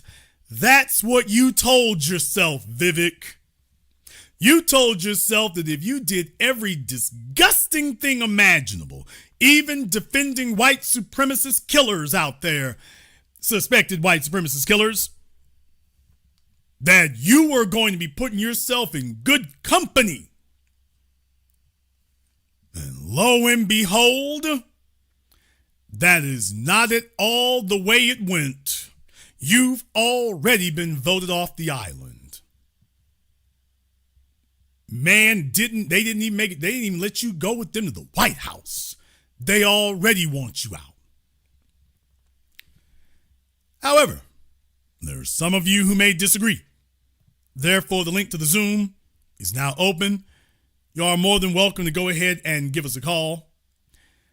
Let's go ahead and see if we can jump over here on Zoom. By the way, if you're on Zoom, the only thing that we ask is make sure you have your camera and your microphone on, just to make sure we don't have any trolling issues. No one else will see you except me. I'm the only one who will actually be able to see you. Nobody on YouTube can see you. However, if you're going to be on Zoom, you make sure you have your camera and your microphone on, just so we can make sure there are no trolling issues. That's all we ask. Now, I do have Shelly over here on Zoom. Shelly, I can give you about 5 seconds to go ahead and get your camera on for me, so that way we can make sure no trolling issues. Once we have that taken care of, we'll be glad to go ahead and kick up a conversation. I can give you about 5 seconds to go ahead and take care of that, Shelly.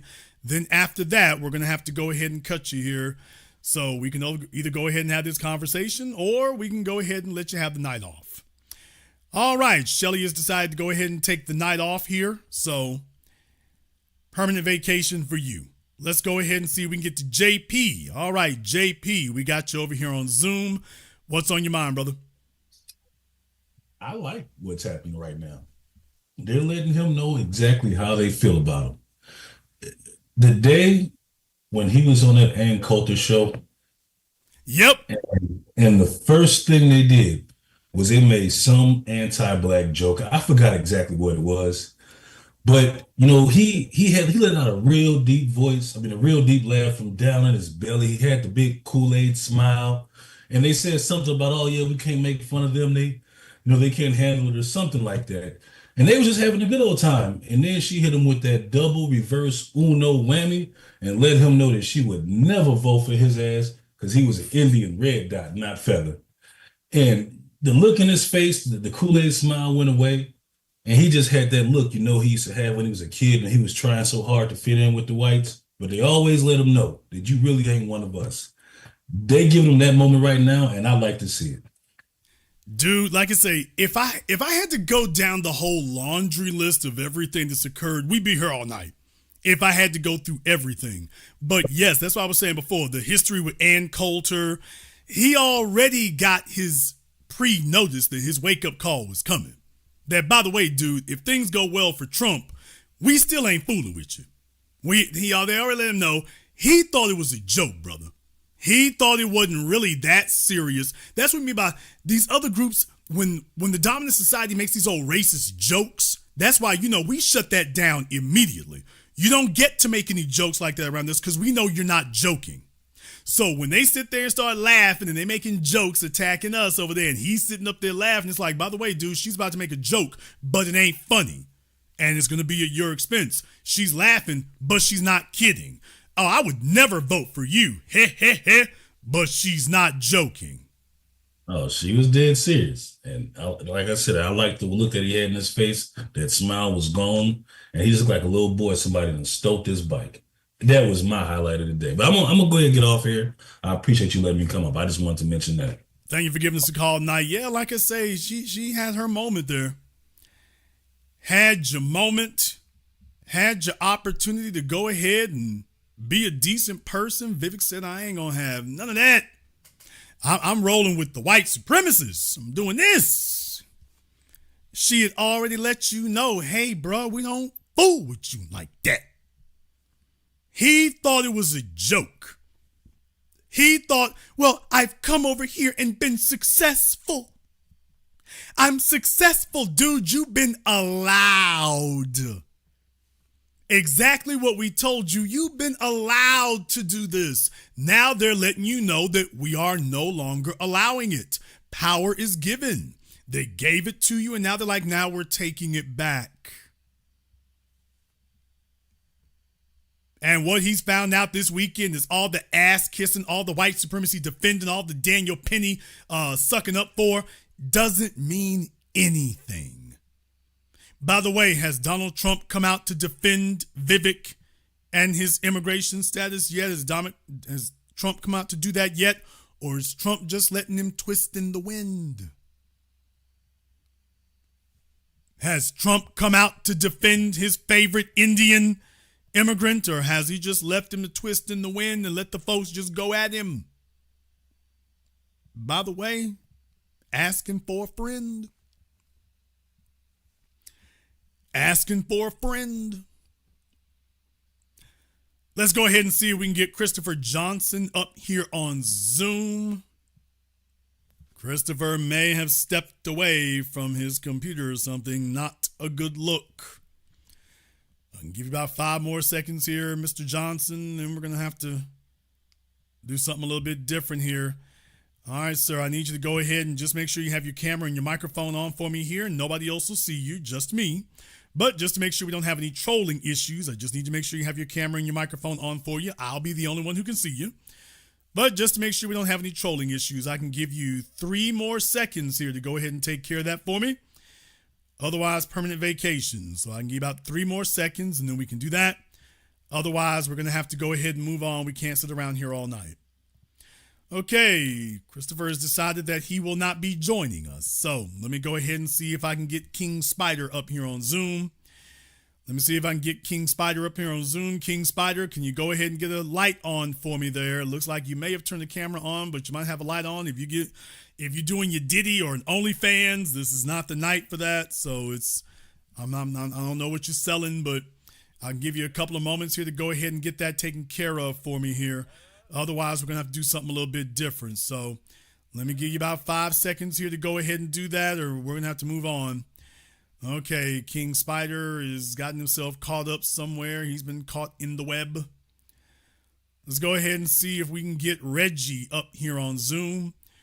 Reggie on Zoom. All right, Reggie, what's on your mind?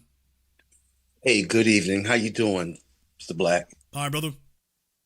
Listen, I was really looking forward to meeting you at the June 15th for Rally for Reputation in D.C., and I was really hoping to see you at a Rusta Sessi on the 21st, but you didn't show up. But I understand you're probably busy. But the reason I'm calling was for the mere fact that I'm in Florida, Tampa, Florida, and the East Indians down here, they have conclaves all over Florida, and I'm a professional car salesman. And when they come onto this lot and I see them around about in the city, Bank of America, different banks, they got paper. They getting money. I don't know if they're paying taxes on it, but they come up with serious money over here. And matter of fact, I had an incident where one just got to the country and they wanted to buy a car for like $35,000. They had that in cash. I'm talking about, it was so new cash. It had never been touched by a human being hand. But these people here, these East Indians, they're here to eat our lunch for real. I see them, me having meetings, having having visits together. They organizing. This is just in Florida. I don't know what's going on with the rest of the country. I know what's going on in the rest of the country. You see it out in Dallas, in the Trophy Club area. I've taken pictures of it. They have it's like a shopping center out there where a bunch of it is just Indian restaurants, Indian stores, Indian grocery. You see the same thing in Georgia. They got spots there around in the Atlanta area. You see it up in the Carolinas. So that 95 corridor. That 95 corridor, if y'all follow that on up, so the major centers there and stuff in Florida, you're going to have income taxes, but you got a few spots in Georgia. You got some in South Carolina, a bunch of them up there in North Carolina, and some of them up there in Virginia, around the D.C. area on the outskirts and whatnot. So, yeah, you have a number of them happening. That's right. In a number of different places. Now, you don't see as many of them like in Alabama and Louisiana and stuff like that. You don't have that there, but Texas, leap over Louisiana, Mississippi, Alabama, Florida, Georgia, that 95 corridor. So they got their spots they're setting up, man. They got their spots setting up in places that traditionally you weren't looking for. But the things that frustrates me is that I talk about the movement, I talk about Tariq Nasheed, I talk about you. People in the black folks in Florida, they have no idea what the movement is going on. And I just want to have a bigger voice.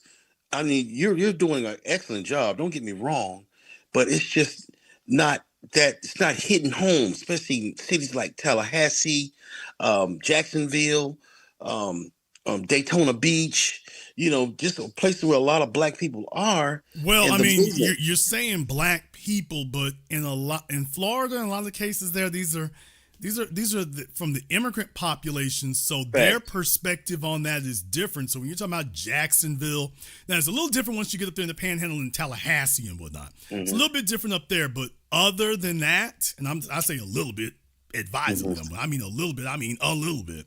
But Jacksonville, Tampa, Orlando, Kissimmee, especially once you get down toward Miami and now West Palm Beach is a little bit different. You got to have paper to get there, but for the most part, with the working class folk who are not in wealthy areas, I mean, like I say, it's not really that like that, especially once you get down south. And down there is Cubans and Haitians and things like that. So you're speaking to folk who are trying to figure out how they can get their white card. And everything you're saying is actually anathema to that. So you're looking for a population that, for the most part, they've kind of removed us. In a lot of ways, we've been removed from being there. So facts on that. I've been saying that for a decade, since Trayvon Martin. Trayvon Martin was really the big bellwether that let us know, Florida's practically done for at this point. What's happened is, and if you live there, it's true. What's happened is every damn body wants to live like they in Miami. So they want to be in a big ass party all the time. They want to be in a big ass vacation all the time. So even if they're not in Miami, every city in Florida is trying to do its own imitation of it. Well, brother, I'm from Miami. I went to Miami Central. And when I went to Overtown for the first time in years, I left Miami in 1988. I went down. Overtown don't even look like Overtown. The pork and bean projects don't look like that. Brown subs don't look. Where was all this money building up for black folks? And then you move them all out, send them down to Richmond Heights and Goose. And now they have all these monies. It's just these Cubans, when they came in 1980 through the Mario boat lift, they came with drug money and came with all kind of money, and we have just been. It's sad. Well, once again, remember they were allowed, because let me go ahead and remind you all, the Reagan administration. The Reagan administration brought them over here. Griselda Blanco, Pablo Escobar. Don't forget Carter. Carter was in office. Brother, yes. Carter was in office. Carter certainly was starting that. I mean, certainly the drug trade was off and going, but Reagan really institutionalized it. And I'm I don't ever make distinctions like that, but Reagan really institutionalized it. He was really like, hey, let's weaponize this war on drugs. He was the one who really took it to a whole new level. So you end up with all these Colombians up here, then all of a sudden they got egress, all these planes coming up here. You end up with all that. Hell, I think I don't know if they didn't start the submarines just yet, but that's when they really industrialized that. They knew what was going on with the banks, but they let it stay there because they were trying to fund what they were doing. So once again, you can't make it in America if you don't have enough capital to get solid. So you have to be allowed to do these things until you get solid. Once they got solid, what did they do? Griselda Blanco dead. Pablo Escobar dead. The Ochoa brothers and the rest of them prison for life. Was it El Chapo? Here you go over here. Carlos later. Let's see if we can throw you a couple of dozen years. We can go down the list. So my point is, once they got solid, okay, let me go ahead and get that back from you. You got your seed money there and whatnot, and the wealth stays here. It only cost you a couple 100,000 lives, but the wealth stays here, the money and the power stays here. And now you've got to build out in all those areas. And now you got developers down there. Like I said, you talk about Miami. When you talk about Miami Beach, y'all know about that bridge that goes over from where they got the developments, and then the other side over there is Dollar General stores. And what I'm saying is that, yeah, brother, this was all contrived. So you're looking at the situation that's been engineered. That's why Ron DeSantis feels like he can get away with rewriting the textbooks down there, because the history that they're talking about erasing is not theirs. And I'm referring to a lot of the black folk down there in Florida. The history that he's erasing isn't actually their history. Right. Many of them, we have to understand something. We are trying to remember our history under white supremacy. Right. Do you understand that the average Haitian, Caribbean, African immigrant wants to forget that history? Yeah, they don't want to remember it. They want to come over here and, quote, start over. They want to forget it. They want to discard it. They're happy to sit there and help Ron DeSantis erase it. They don't want to remember any of this. So just please remember, when you're making that plea to them and trying to sit up here and implore them about that, please remember, for most of them, that's running counter to their desires. Thank you very much for giving us a call tonight. It is running anathema to their goals. They want to forget all of this. They want all of this to go away. And they damn sure don't want any of us reminding them. That's why they're the first ones to jump up and tell you and me, what you keep bringing up that slavery stuff? Why you keep talking about racism? Ain't no racism. Why do y'all keep getting stuck on that? It's like a scab. It's like a scab. You keep picking at the scab. Why do you want to remember that? Why don't you just let it go? You mean just start over? But you're still in that system. You can't start over. You can play dumb, which is all you're advocating for, but that's not starting over. You're just playing dumb. And we don't want to play dumb. We don't want to pretend that we've defeated white supremacy. We want to actually defeat it. Some of the other folks who thought they were going to get a pass, Elon Musk over there thought he was going to get a pass. Boy, I'm telling you, did you all ever think you'd live to see the day that Elon Musk could be talking about racists in the Republican Party? Lie. Man, did you ever think that you'd live long enough to see that day?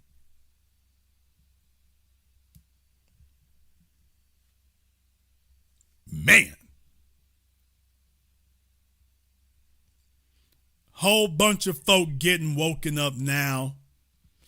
And please understand, you've emboldened them. The election is over. They're not going anywhere.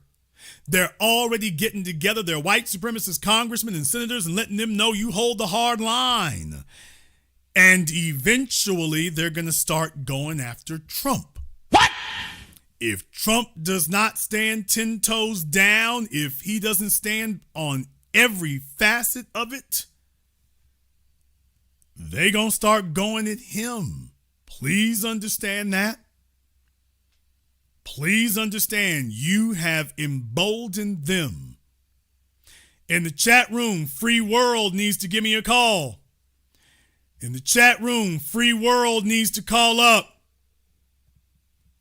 In the chat room, Free World needs to call up. Let me go ahead and make sure you can. You go ahead and click the Zoom link there. Free World needs to call up here. No more need for you to use the chat room, Free World. You got 2 minutes to go ahead and be on Zoom. Free World got 2 minutes to be on Zoom or permanent vacation. So Free World is going to go ahead and give us a call up. He's got a lot to say. He's got some questions he wants to ask, so we're going to go ahead and extend to him the opportunity to go ahead and ask those questions directly to the source.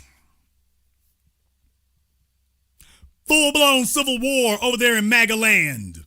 Steve Bannon, Ann Coulter. MAGA is going hammer and tong. The tech bros versus the white supremacist bros. Oh, they're all white supremacists there, but the tech bros versus MAGA hoes. Man, it's rough on them. Laura Loomer, knee deep off in it. Everybody catching the fade over there right now. Nikki Haley is picking at folk from the sidelines. It's raggedy, it's tacky, but I'm enjoying the breeze. All right, Carlos, go ahead and turn off your speakers. Carlos, go ahead and turn off your speakers. Okay, Carlos is working on this newfangled technology thing. All right, Carlos, you can speak. All right, Carlos, why are you looking like Mr. Miyagi? Speak.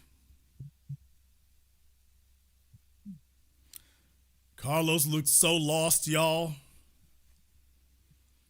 Carlos looks so lost. I don't know what to do with him. I'm trying to be nice to the elderly here. He's looking at the screen.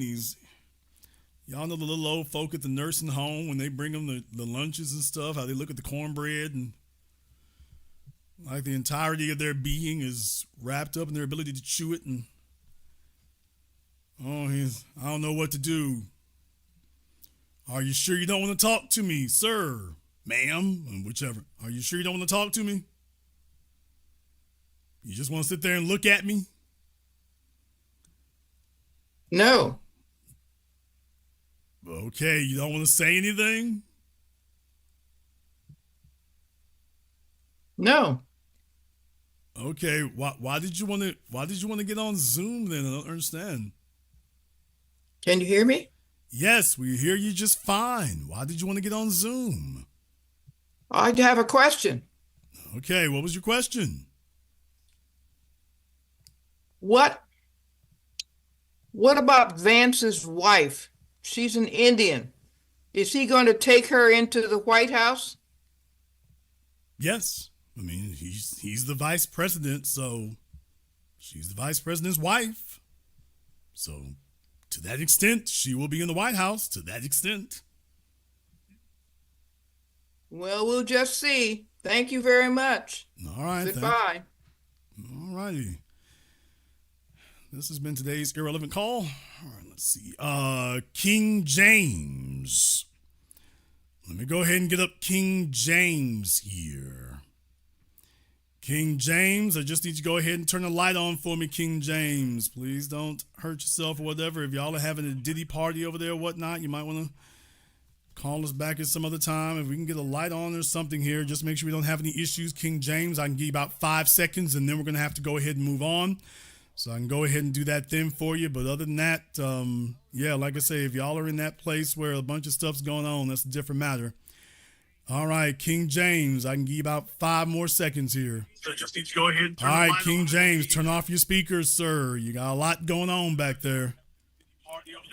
Well, this newfangled technology has them confounded. Okay, James, go ahead. I don't see you, James. I'll give you about 2 more seconds, whatever you're doing. Nobody else sees you except me, James. Don't worry. Nobody else sees you except me. Okay. Not really sure what James is doing there, but all right. Yeah, folks, it's when we got the old people calling up here tonight the last hours. You got a subscription to Colonial Pen? I didn't know y'all on YouTube. Oh, you answer. Do you have the number for Colonial Pen? Do you have a coupon for Metamucil?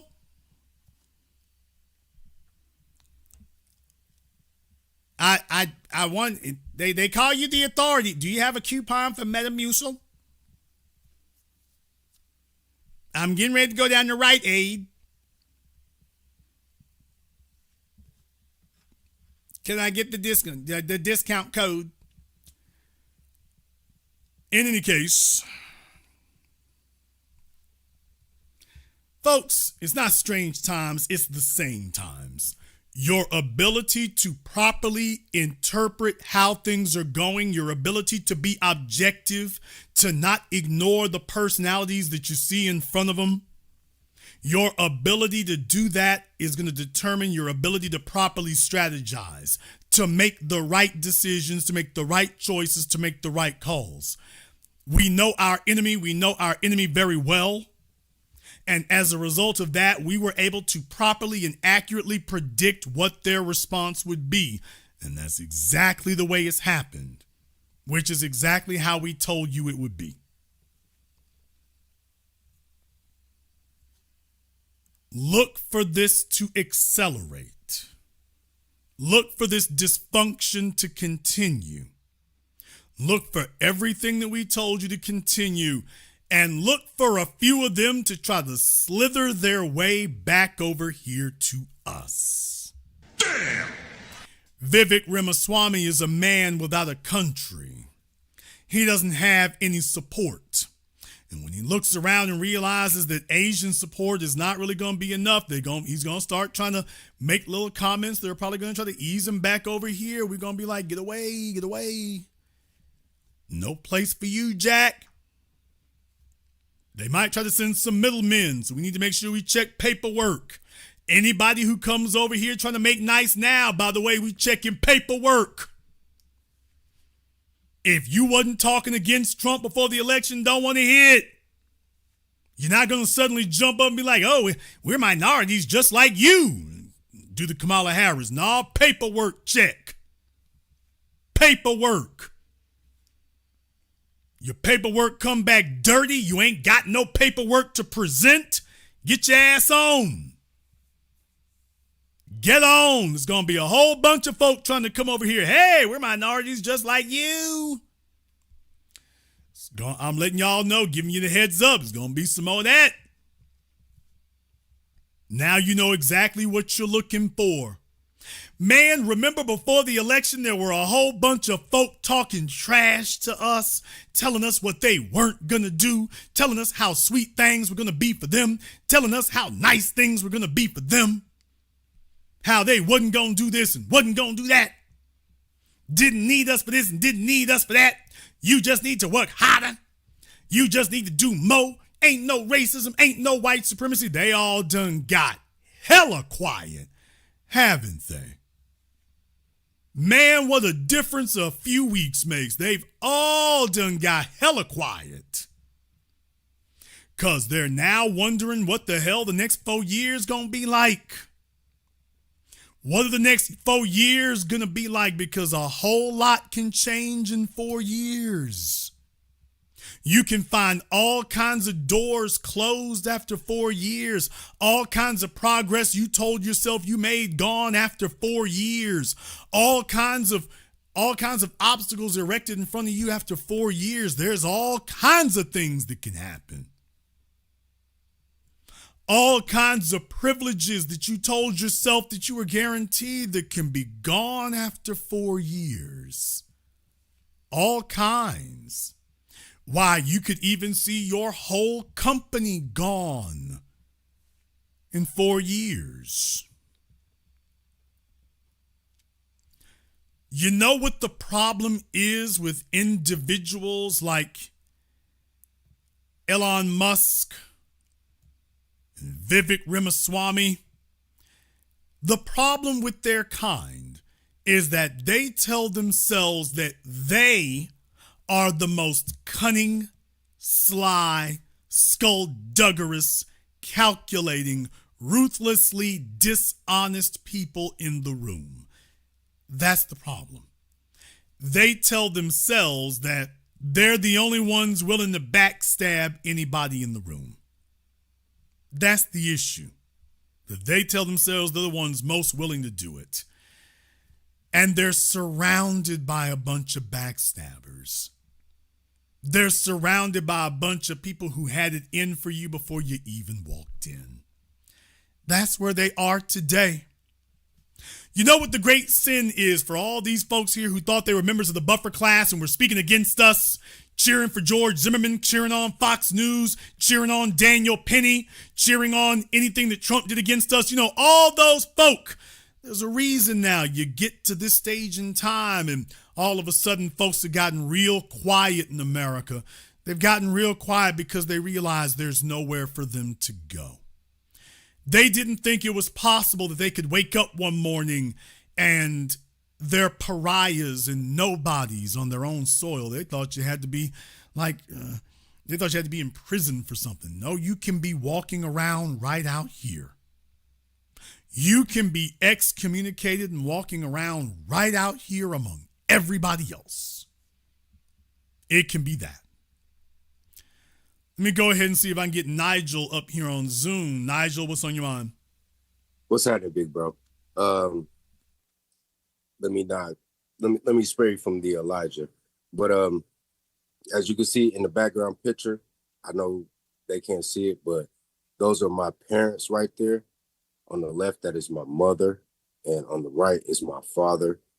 My mother is a Mississippian Delta. She is of that lineage. And my father is a East Indian stock from the Caribbean. So I guess you could say I'm a Douglas, which is a Afro/East Indian mixture, as you can see there.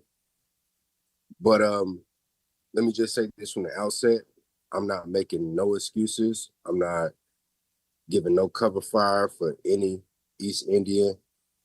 Hold their ass to the fire, give it to them. I just want to say this and just put on for my father real quick, as you can see. There is a segment of people from that particular lineage who does honor and respect the plight of the foundational Black. Just to give you a quick backstory, I don't want to, hold you too long. My father is a Army veteran and a police officer, police veteran. He worked CSI for the KCPD for over 20 years. Okay, because I was wondering if he made it to America or not, but go ahead. Yeah, he earned it. He fought in Vietnam and he fought in the first Desert Storm War. Okay. And I was a kid when he went off. I seen him off to war in the first Desert Storm. I never knew he fought in Vietnam until he passed away, and I seen it on his tombstone in Leavenworth. That's a whole nother story. But he worked CSI for the KCPD, right? And he went to college for criminal forensics. As a matter of fact, he went to K-State for criminal forensics, right? And just to show you how this ties into the overarching theme of your program, he had collegiate credentials in this particular field. They hired a white gal, right? And they said, okay, you're going to train under my father, right? You're going to train under him. So my father trains this white girl up, right? And they promote her over him. Now, my father has more time in. On top of that, he's a veteran and he has collegiate credentials, right? So this is what my father did. He went to bring about a lawsuit against the city of Kansas City, Missouri. I got my own ideas about how that's going to turn out, but go ahead. I'm going to tell you how it turned out. Now, before that, this was my father. I don't know if my father had his wake-up call before that, because my father had married and procreated with two foundational Black women. Peace be upon them. So I think my father already knew what time it was, but well, when he tried to sue, what happened? Let me get to that, but I want to say this. Because my father's from the Caribbean, so he spoke with an accent. And a white colleague of him, and my father told me this, he said, I don't care what type of accent you speak with, you're still a ER to me. Well, now, there's an honest white man. But can you give us the Reader's Digest version? What happened when he tried to sue? they put a hit on him. Okay. They put a hit on him. They tried to kill him. There were several attempts on his life. And he eventually dropped the lawsuit, and I don't know if they settled out of court, but he got his pension. But as far as like the multi-million-dollar deal, no, that never went through. They tried to put a hit on him. He told me about several attempts that was on his life. Now, is that Kansas City, Missouri? Yes. Okay. Not to be confused with Kansas City, Kansas.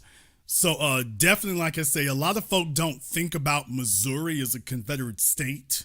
They really need to go back and check their history, because Missouri really is a quasi-Confederate state. A lot of folk don't think about that. They want it to be part of the Confederacy. So a lot of folk don't think of it in those regards. They figure as long as they're not in Louisiana or Arkansas, they're safe. And you kind of find out the hard way. No, it's in a lot of other places. It goes a lot further. It is in the American culture. And yeah, as far as leapfrogging a white person over him, that's your job, is to get trained up so you can train white folk to be your supervisors. Now, they'll never bring you in to be their supervisor. It doesn't work that way.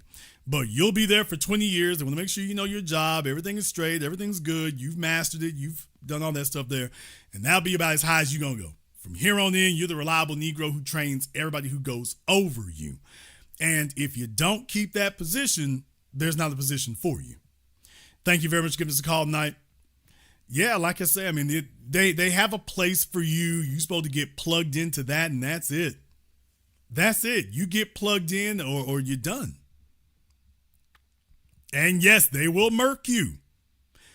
By the way, on tonight's program here, we're going to talk about Robert Brooks tomorrow. That situation up there in New York State and Robert Brooks tomorrow. We're going to talk about that. I wanted to deal with this tonight because there's something in particular that I'm looking into in that other story, in that other situation. But we're going to have a conversation about New York tomorrow night. I know last week with Fat Joe and everything we talked about there before, but we're going to have a little conversation about New York tomorrow night. We're going to talk about New York. We're going to talk about the Brooks situation. We're going to talk about a number of different things out of New York. But we're going to have a New York state of mind tomorrow. Have a little conversation about that. All right, let me go ahead and get Elijah over here on Zoom. What's on your mind, Brother Elijah? Hey, good evening, big brother Jason. All right.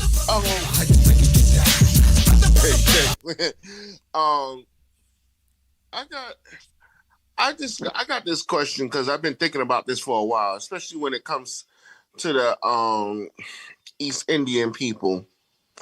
You know, a lot of people don't talk about how, especially the men. You can look at our sisters, and they got more strength than a lot of those East Indian men. That's why I coined the term curry eating punks. All right. Due to the simple fact that they can be some of the most blatant anti-black racists on the planet. And then now they come over here after we helped them get over here. When did they really believe, or why do they really believe that they can open their mouths and say anything knowing they come from a homeland of trash? Okay, well, looking at just a historical standpoint objectively, yes, take sir. the emotion out of it. Take a look at it objectively. You Yes, have a sir. caste system in India. Yes, sir. That caste system still exists. So you're dealing with the people who have had a caste system. It's been based on color, closeness to whiteness. So that's already ingrained. It's basically been elevated to the official state religion. So Yes, when sir. you consider that, then you consider the British, and we won't go through all the history of that and everything. You all should know your history about that, the East India Company, so on and so forth. But when you consider all those things right there, then remember they've already been groomed and weaned on white supremacy, Yes, which sir. is why a Vivek Ramaswamy and a Dinesh D'Souza grovel so much. And the Nikki Haley's don't. You notice a difference between the way that a Nikki Haley comported herself and the way that a Vivek Ramaswamy comports himself. Nikki Haley never really bowed to Trump like that. That's the reason that she got her ass handed to her. Trump was no mercy because she didn't think she needed to bow to him. She's like, I'm white enough. Right. If I didn't tell you where I came from, y'all bastards in South Carolina wouldn't know what I was. So she's got a different view on that all the way around. She knows the deal. She knows the drill. That's why when it came to American slavery, she was talking all stupid. And Ron DeSantis jumped in there to no avail. She knew the damn answer. They all do. But they have been raised and groomed and conditioned to accept a white supremacist order, but in conjunction with their caste system. So you had Vivek Ramaswamy, who was relentlessly kissing everybody's ass. I mean, he's freaking annoying. He kisses ass so much on everybody. He's so damn subservient. He's such a damn little groupie that he's annoying. Nikki Haley ain't like that. Yes, sir. She's not that way. She's a party girl, but she's not some ass-kissing groupie. So even when it cost her the election, she was like, I'm not doing that. I ain't like Vivek. You better see if you can get him and Dinesh D'Souza up here because I'm not from their part of India. Take a look at my skin, take a look at my hair. I'm not from their part of it. Yes, sir. So the closer to whiteness that they are over there, the closer to being a peer that they see themselves. And that's literally the way it works. Add to that you got hella white men who've been going over there now for centuries. That's what they taught them. You see the same thing down there in Mexico. We can go down the list. Same thing down there in Mexico. So it's in the teaching of it. Now, I want to say one more thing here. I want to say one more thing, and I want to be very, very clear about these kind of things here. Yes, sir. And I want all of you to keep that in mind as well. I want you to keep it in mind as well because I understand, there's a lot to learn and there's a lot, that can be said about these things. I don't want people to fall into the trap or the misnomer of dehumanizing people. I apologize. Yes, sir. I want to make sure that folk don't fall into that particular trap. That's the thing in particular. It's not about us being the moral authority. It's not about us being the good, kind folks who show everybody the right way. It is about us being accurate. Vivek Ramaswamy and Laura Loomer are destined and doomed to fail, and they already are because they have allowed their emotions to override simple logic and reason. When you are not in touch with reality, that's what occurs. India has got some practices that are counterproductive. There's a number of different things. There are nations that have taken advantage of that to the extent that they may have collaborated and gone along with that to their detriment. We recognize that and we understand that. Yes, sir. Eventually, at some point, hopefully they get their little act together. If for nothing else, I mean, there's like 1 billion of them, so they're not irrelevant, folks. There's like 1 billion of them. But the real thing is, for their own good, you need to be aware of where they are, what they are, and how they got there. Because this is a systemic practice that you can be maneuvered into. They bought into the white supremacist lie and the white supremacist system. They've bought into it as a culture while coming over here and telling themselves, no, we haven't, no, we haven't. Meanwhile, the evidence of it is clear where they come from. So they're creating and fabricating a phony story. Folks, India, what you see on your screen, it's easy to go after some of this stuff. It's easy, but there's other things. I'm sure that some of you have seen the stories about the ship-breaking yards. It's basically illegal to do ship-breaking pretty much anywhere in the world. It's too damn toxic. Yes, sir. Except in India. What? India is the shipbreaker of the world. When ships get too old, y'all got to understand, you can pick up like a cargo ship. You can pick one up for a few $1 million if it's old enough. What, these shipping companies and whatnot, you can pick up a used one on the used market. You can pick one up for a few $1 million. I'm serious. Now, its condition may be a little bit spotty, You thought buying that 2005 Hyundai was questionable. Wait till you go pick up a cargo ship. And then profit margins. Y'all don't understand that the profit margin for a cargo ship is usually somewhere in the tens of thousands. They don't make millions of dollars for dropping off cargo. That's not the way that works. That business doesn't go, you don't get $1 million for every cargo ship that shows up in LA or in Baltimore. It doesn't work that way. Yes, sir. The profit margins are measured in tens of thousands, not tens of millions. You take a look at clothing. India gets a bunch of plastic dumped on them. They get a bunch of old clothes dumped on them. When you keep folks impoverished, and India has endemic levels of poverty, when you keep people impoverished, when you rig the government so that they go along with it, you built in a caste system so you got, as Jay Gould, the railroad magnate in America, said, I can pay half the poor to kill the other half. In India, they incentivize half the poor to undermine the other half. That's why we fight the buffer class strategy, because they incentivize half the folk to incentivize them to go attack the other half. And our issue is not that's happening over to them, because we have always been a beacon and a light against that kind of thing. The issue that we have is, unfortunately, so many of them have bought into it that then they come over here with that same contaminated mindset. Yes, how sir. you do one thing is how you do all things. You have difficulty getting the beaches cleaned up in India because you have difficulty getting them the culture to see themselves as not being the happy bastard stepchildren of the white benefactors. So when you are like Vivek Ramaswamy, he would be thrilled to take Trump's garbage. Don't y'all know that? Vivek Ramaswamy would be bragging that Donald Trump lets him keep his garbage at Vivek's house. And I'm not joking.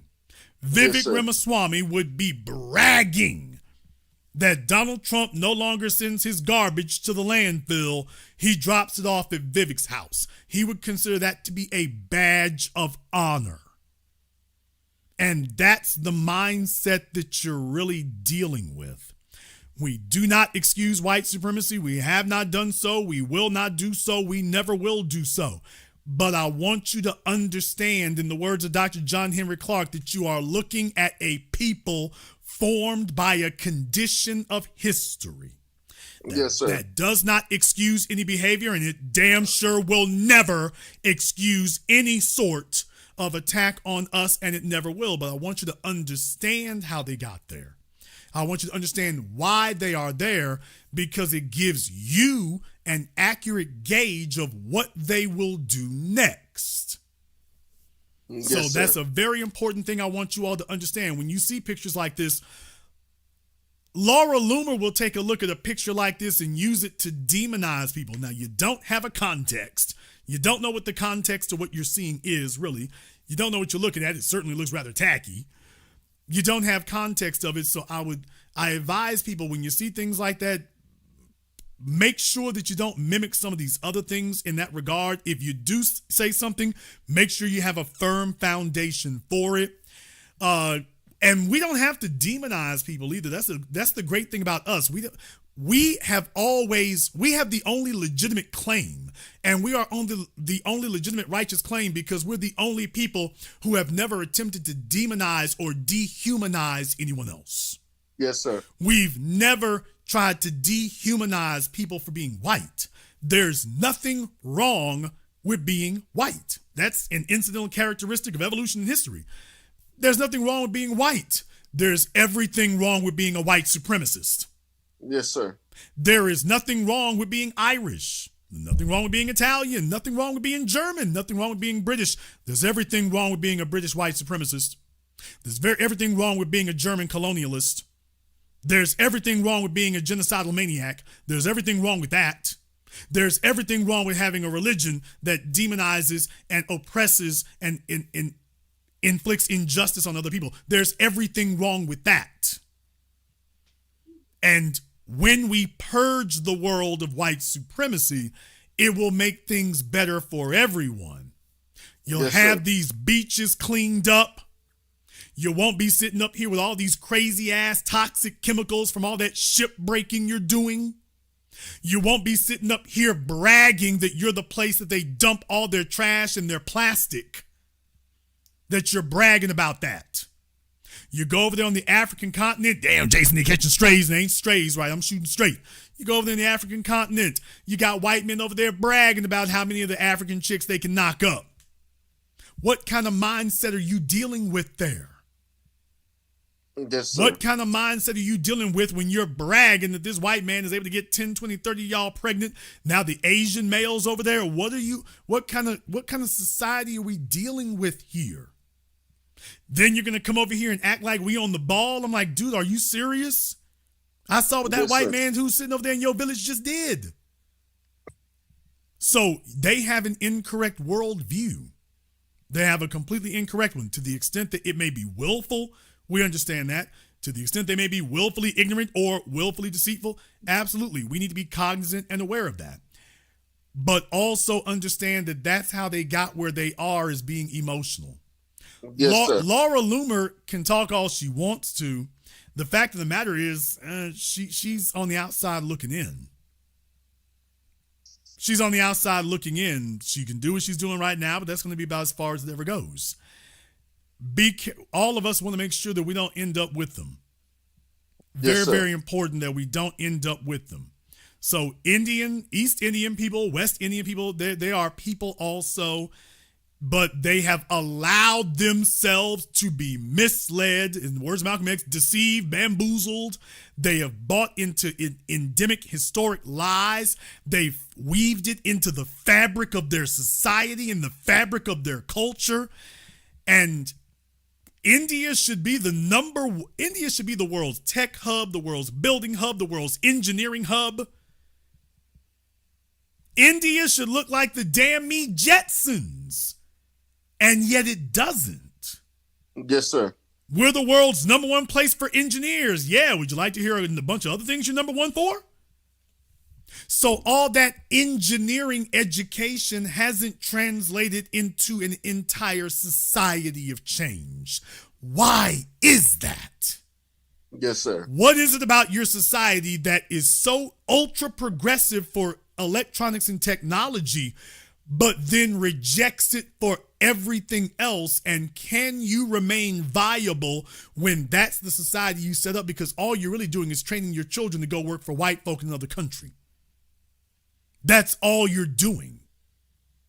Where you and I come in the picture is letting them know, hey, by the way, don't get full of yourself there, not because we're trying to take you down a peg or two, but because, by the way, you're just wrong. You're wrong. If you weren't, I'd have something to learn from you. I thought you should know that all these coping mechanisms, these cultural coping mechanisms, you're feeding yourself. Dude, can't you? We see how lame it is. No, I'm not going to sit here and dehumanize you. I'm not going to let you sit up here and talk out of turn either. You're not going to make up something that doesn't exist. I'm not bringing up what's happening on the beach to demonize you. I'm not going to use it to dehumanize you and tell you you're subhuman or you're this, that, and the other. I'm going to say, hey, here's something to tighten up, man. Yes, sir. I am not going to brag about somebody harming you and telling you that how happy you should be that you have a ship-breaking industry. Who cares about the cancer and the chemicals and the poisoning and the explosions and the hazards and the handicaps and the injuries? Who cares about that? I'm not going to sit here and tell you that that's a good thing. Unlike the Vivek Ramaswamys who would sit up here and tell you that slavery in America benefited us. That it benefited black folk in America. I'm not going to do that with them. Because you see, if I did that, then I would have to allow the rest of that, and I will not become inaccurate about it. That's the reason they'll never beat us. They believe lies. We believe reality. So when they say those kind of things that you were referring to there before, when they say that kind of stuff, brother, it's because they've had centuries of being indoctrinated. But you notice that Bill Gates isn't trying to do anything to change how things are in India? No, that's correct. He's trying to sterilize everybody in Africa and everything else, but India, where he's getting so much of his workforce and they've been so great to him and contributed so much, You notice he's not doing anything on the ground in India? Not at all. Did y'all notice that? Bill Gates is not doing anything on the ground there in India. He could actually make some things happen. He's got enough pull to be able to do that, but he's not. So the flaw for them is that, by the way, do you all realize that you worship the very folk who are sitting up here taking advantage of you every day? That's not, Vivek, that's not something to brag on, that your folk can do better in America than they can in India. That they're trained in India, taught in India, educated in India, get their degrees in India, and then grab the first thing with wings to America. That ain't nothing to brag on. That is a societal systemic flaw. But Vivek does not want to fix what's happening in India either. Not at all. He's trying to help the Anglos over here to capitalize on it more. Yes, sir. So that trash you were talking about, brother, trash in, trash out. Yes, sir. Hey, brother, I apologize for that statement. Thank you for correcting me. There's nothing to apologize for. I mean, like I say, there's nothing to apologize for, first of all. There's nothing to apologize for. Yes, sir. Please understand that. There is nothing to apologize for. I just want you all to be straight when you deal with folk. I want you to understand context is very, very important. Where I don't want anyone to get deceived. We're not here to, quote, fix India. No, never. So I don't want anybody to take my statement as we're here to fix India. No, we're not here to fix India. No. We're here to be accurate in everything that we say. Yes, sir. Nikki Haley would be president of the United States if she weren't a white supremacist. Damn! Now, there's the brutal truth about Nikki Haley. If Nikki Haley had been able to let go of the backwards mentality that the culture of her native land inculcated in her, she would have been president of the United States today, not Kamala Harris. Yes, sir. But you see, we knew what she was in South Carolina. Exactly. We saw what she was in South Carolina. And when she had an opportunity to extend that to black society and say, hey, things going to be different, she demonstrated, let me become a white supremacist. And she tried to become a leader amongst a group that will never let you do that. Never. So that backward thinking and backward mentality that's been held on to, in many cases, they're willing to hold on to it until they self-destruct. Yes, sir. You're being honest in what you're seeing, and you're being brutally honest in how you acknowledge it. I don't want you to ever stop acknowledging it.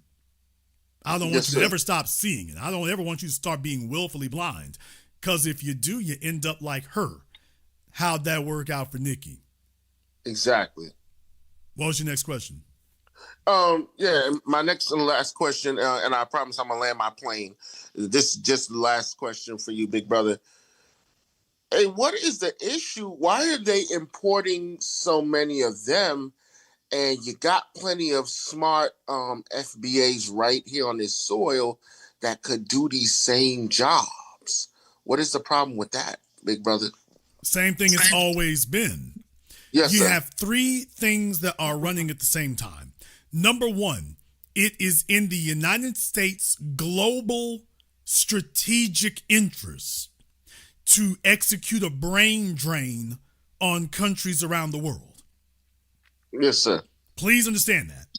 When the United States, at the end of the 19th century, beginning of the 20th century, decided to set itself up as the world's global trading zone and hub, integral to that was being able to get the, quote, best and brightest from everyone else. That was absolutely essential, that you have to have a brain drain on everyone else. So the immigration policy was to get the best and brightest, the most educated, no diseases. So other countries would train up their children and then they come to America. That's the best of both worlds. This keeps other countries controlled.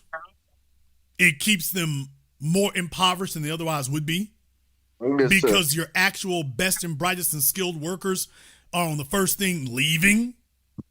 It serves your strategic interests. We learned this with Albert Einstein during World War II. That was when you really realized that, this is the sweet spot. So it became weaponized It became something you could weaponize. It became something very useful and very easy to weaponize, and then it's been expanded on. So what you're talking about is a strategy. So first and foremost, it serves the United States globally. It serves its global strategic interest. Now I'm talking about military. I'm not just talking about economic. I'm talking about militarily. Yes, sir. Hard for other countries to be able to mount against you. For example, cyber warfare is the big thing here now. Well, if you're taking everybody's best and brightest, all their best and brightest folk, you don't have to worry about them being in China and India. They're over here. So you get the benefit of that. Of course, keeping black people as a permanent underclass, so you never have to pay that bill for slavery. Yes, sir. That always serves a great interest. And then last but not least, it comforts the dominant society. Having people beneath them, subservient, that's taking their temperature that's a wellness check for white supremacy. Yes, sir. We're up here, you're down here, we dominate this, we decide, we got the best and brightest, we decide where you come in, we can control what you get, we can control if you eat, not just here, but around the world. That's the sweet spot for white supremacy, right there. Yes, sir. So you add all those three things together, and then you can see why it controls the environment the way it does. Yes, sir. Hey, and by the way, I have no problem saying this anywhere because the same folk, Laura Loomer and Sean Hannity and the rest of them, they would all say, you know what they would say if I told them that? What's wrong with that? Exactly. If you were sitting there in front of them, they were like, and what's wrong with that? Like the real white supremacists they are. Well, once again, let me just go ahead and say this. Yeah, I mean, we use that term. They're white supremacists. They damn sure are. But by the way, it's in their interests. They're strategic. So on the one hand, they can tell you we don't want no immigrants over here. That serves their interests. On the other hand, they can bring over a bunch of them and it still serves their interests. As Neely Fuller said, to both sides of the argument. So they set up a structure where it's very fluid and very flexible. Yes, sir. That's actually pretty smart when you think about it. So basically them being against, what you're saying is them playing the role of, let's just say, oh, we're so against immigration. That's really a smoke screen for what they really want. Laura Loomer said it. She doesn't want to eliminate H-1B visas. She wants to reduce them, which is what the rest of them are saying. None of them are saying that we shouldn't have any immigrants coming over at all, and none of them are saying we shouldn't have H-1Bs. What they're saying is we should reduce the number of them. So they want control. All these facets. Do we let immigrants in? Do we stop them all? The bottom line is what they only want one thing to remain constant, that they have control. Control to let more in, control to let less in, control to let none in. So long as they are in control of what's happening, that's what all the things they're doing are serving the interest of. The only thing that truly frightens them is if they woke up one day in a situation where they were not in control. That's the only thing that actually worries them. Thank you very much for giving us a call tonight. That's the only thing that actually bothered them is if they woke up and they were not in control. So just recognize and remember that everything is geared and focused and directed towards making sure that they're in control of it. No matter what the issue is, so long as they have control of it, that's the most important thing to them. I got Wasani here on Zoom. Wasani, I just need you to go ahead and make sure you turn your camera and your microphone on for me here, just to make sure we don't have any trolling issues. I can give you about 5 seconds to go ahead and do that. Otherwise, we're going to have to take a permanent vacation here. So Wasani, I can go ahead and do that for you here. I can give you 5 seconds to go ahead and get that taken care of for me. After that, we're going to have to do something a little bit different here. So Wasani, would you like to go ahead and do that? All right, Wasani has decided they're not going to do that. So permanent vacation here. Let me go ahead and see if we can get Zoom user up here. I'm not really sure here. Zoom user, let me go ahead and get that for you. All right, Zoom user looks familiar here. Zoom user, what's your name again? Rock Love, Jason. Can you hear me okay? Okay, Rock Love, what's on your mind, brother? You can hear me good, Jason? Yes. Okay. Thank you for this broadcast, man. You cooking tonight. I thought with Brother Elijah, you breaking down white supremacy the way you did was an excellent education for the family.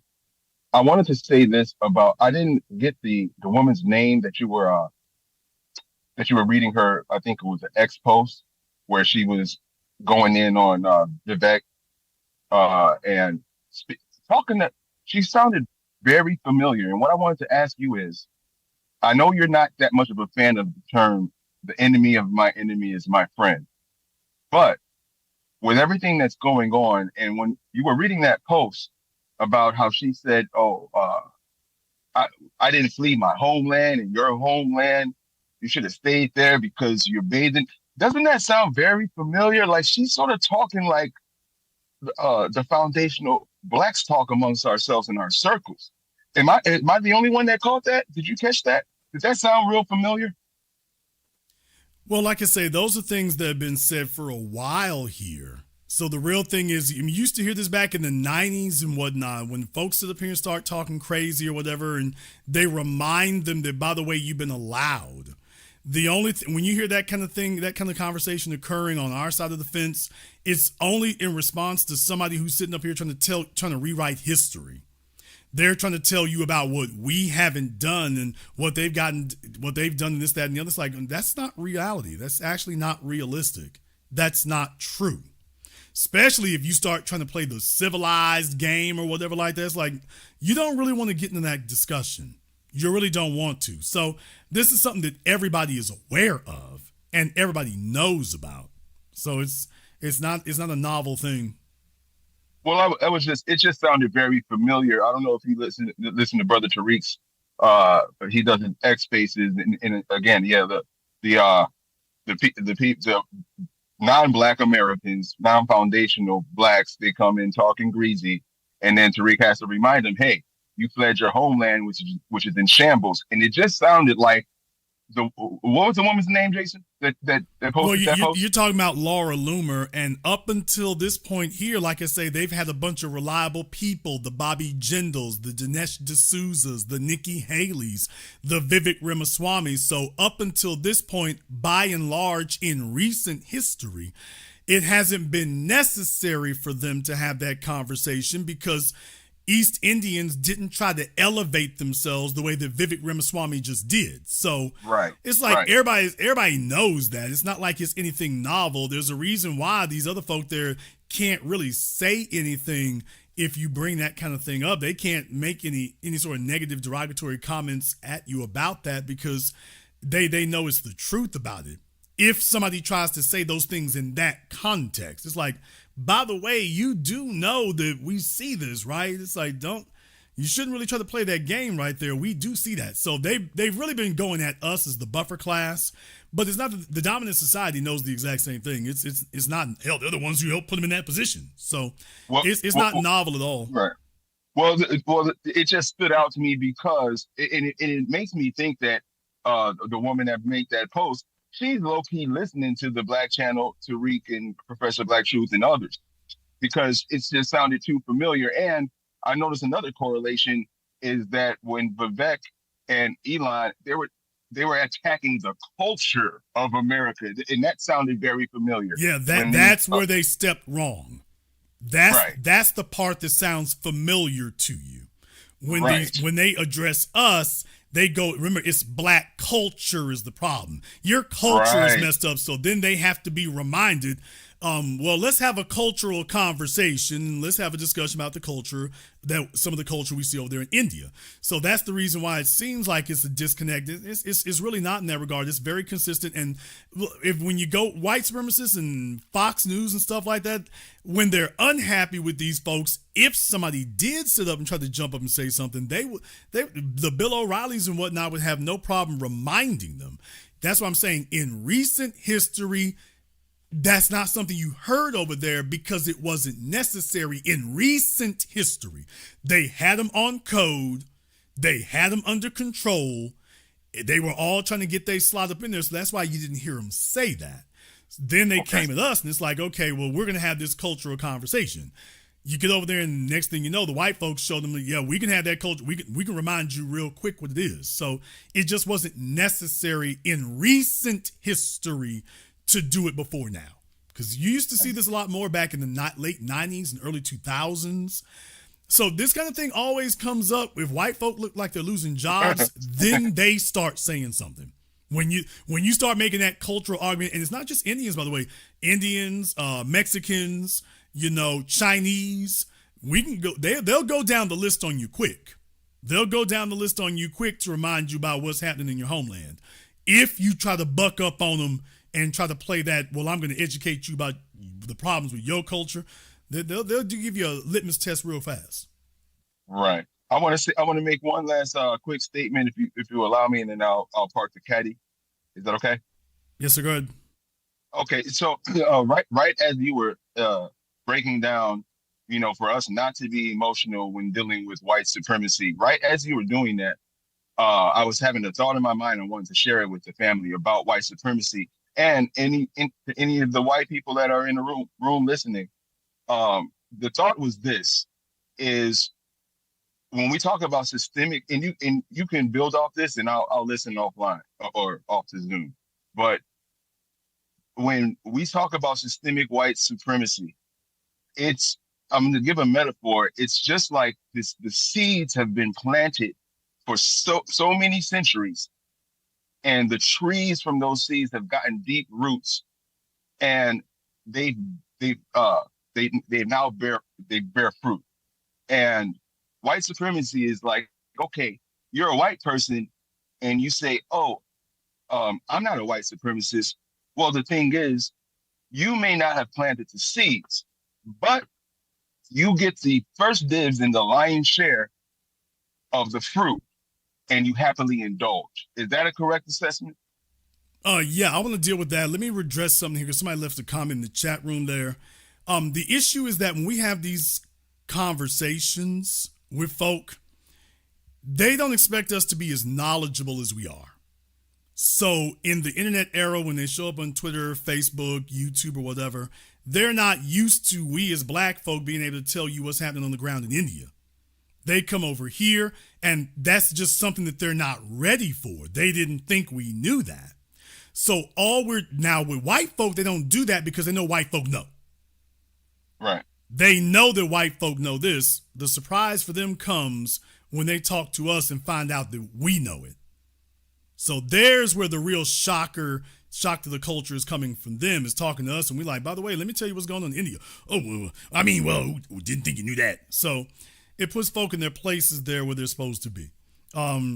If you're sitting up here trying to practice your own version of white supremacy, it puts you in that place where you're supposed to be at there. That's what that does. Now to the next thing you were talking about there. Now, what was the last part you said about that? Well, I was just giving the metaphor. Basically, when you were breaking down how we have to be right and exact and not be emotional and not falling into emotions where we antagonize or do certain things that are not right and exact. I had this thought about, and this is really because I know white people, white Americans listen to you. I have no doubt, and I'm speaking to them too. Is that a lot of white people will say, well, I'm not a white supremacist and I've never practiced white supremacy. And the thought that came to me is what I want them to, and everybody, the family, everybody to understand from my viewpoint is that the seeds have been dropped all over the globe for so many centuries that the trees that bear fruit, you may not have planted those seeds, white person. However, you get first dibs and the lion's share, and you happily indulge on the fruit. Well, I mean, Brother Neely Fuller and myself and, plenty of other folks, Dr. Claude Anderson, this is actually a social observation. It's about mathematics, brother. It's not about philosophy or anything. This is really simple math. How can you have a group of people who are the woeful minority on the planet and yet they run everything? Not just for a day, but century after century, on we go. And it would be different if they were legitimately, quote unquote, the smartest people in the room. They just outstripped everybody. It'd be different if that were the case. And for a long time, they tried to convince people that was the case. And then that just crashed and burned and died. So it's obvious that that's not the reason.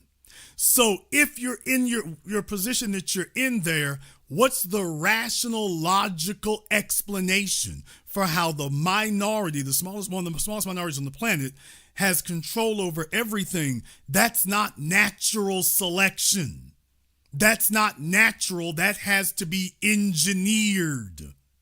And the reason that recognition is important is so that once you recognize, okay, this is not natural, this is artificial, this is rigged, this is engineered. You got your fingers on the scales. Well, where's your proof of that? Because look how uniform it is. If this were just, well, you're practicing white supremacy by accident, then it would be wildly inconsistent. You'd see it over here in one place, but it wouldn't be over there. It'd be weak in one place, but maybe a little bit stronger in another. But it's uniformly present everywhere you go, and it's uniformly potent everywhere you go. That's not accidental. That's not just, oh, we slipped and fell. Oh, I'm doing some things that may be a little bit off color. No, it's got to be conscious. It has to be conscious. It has to be uniform.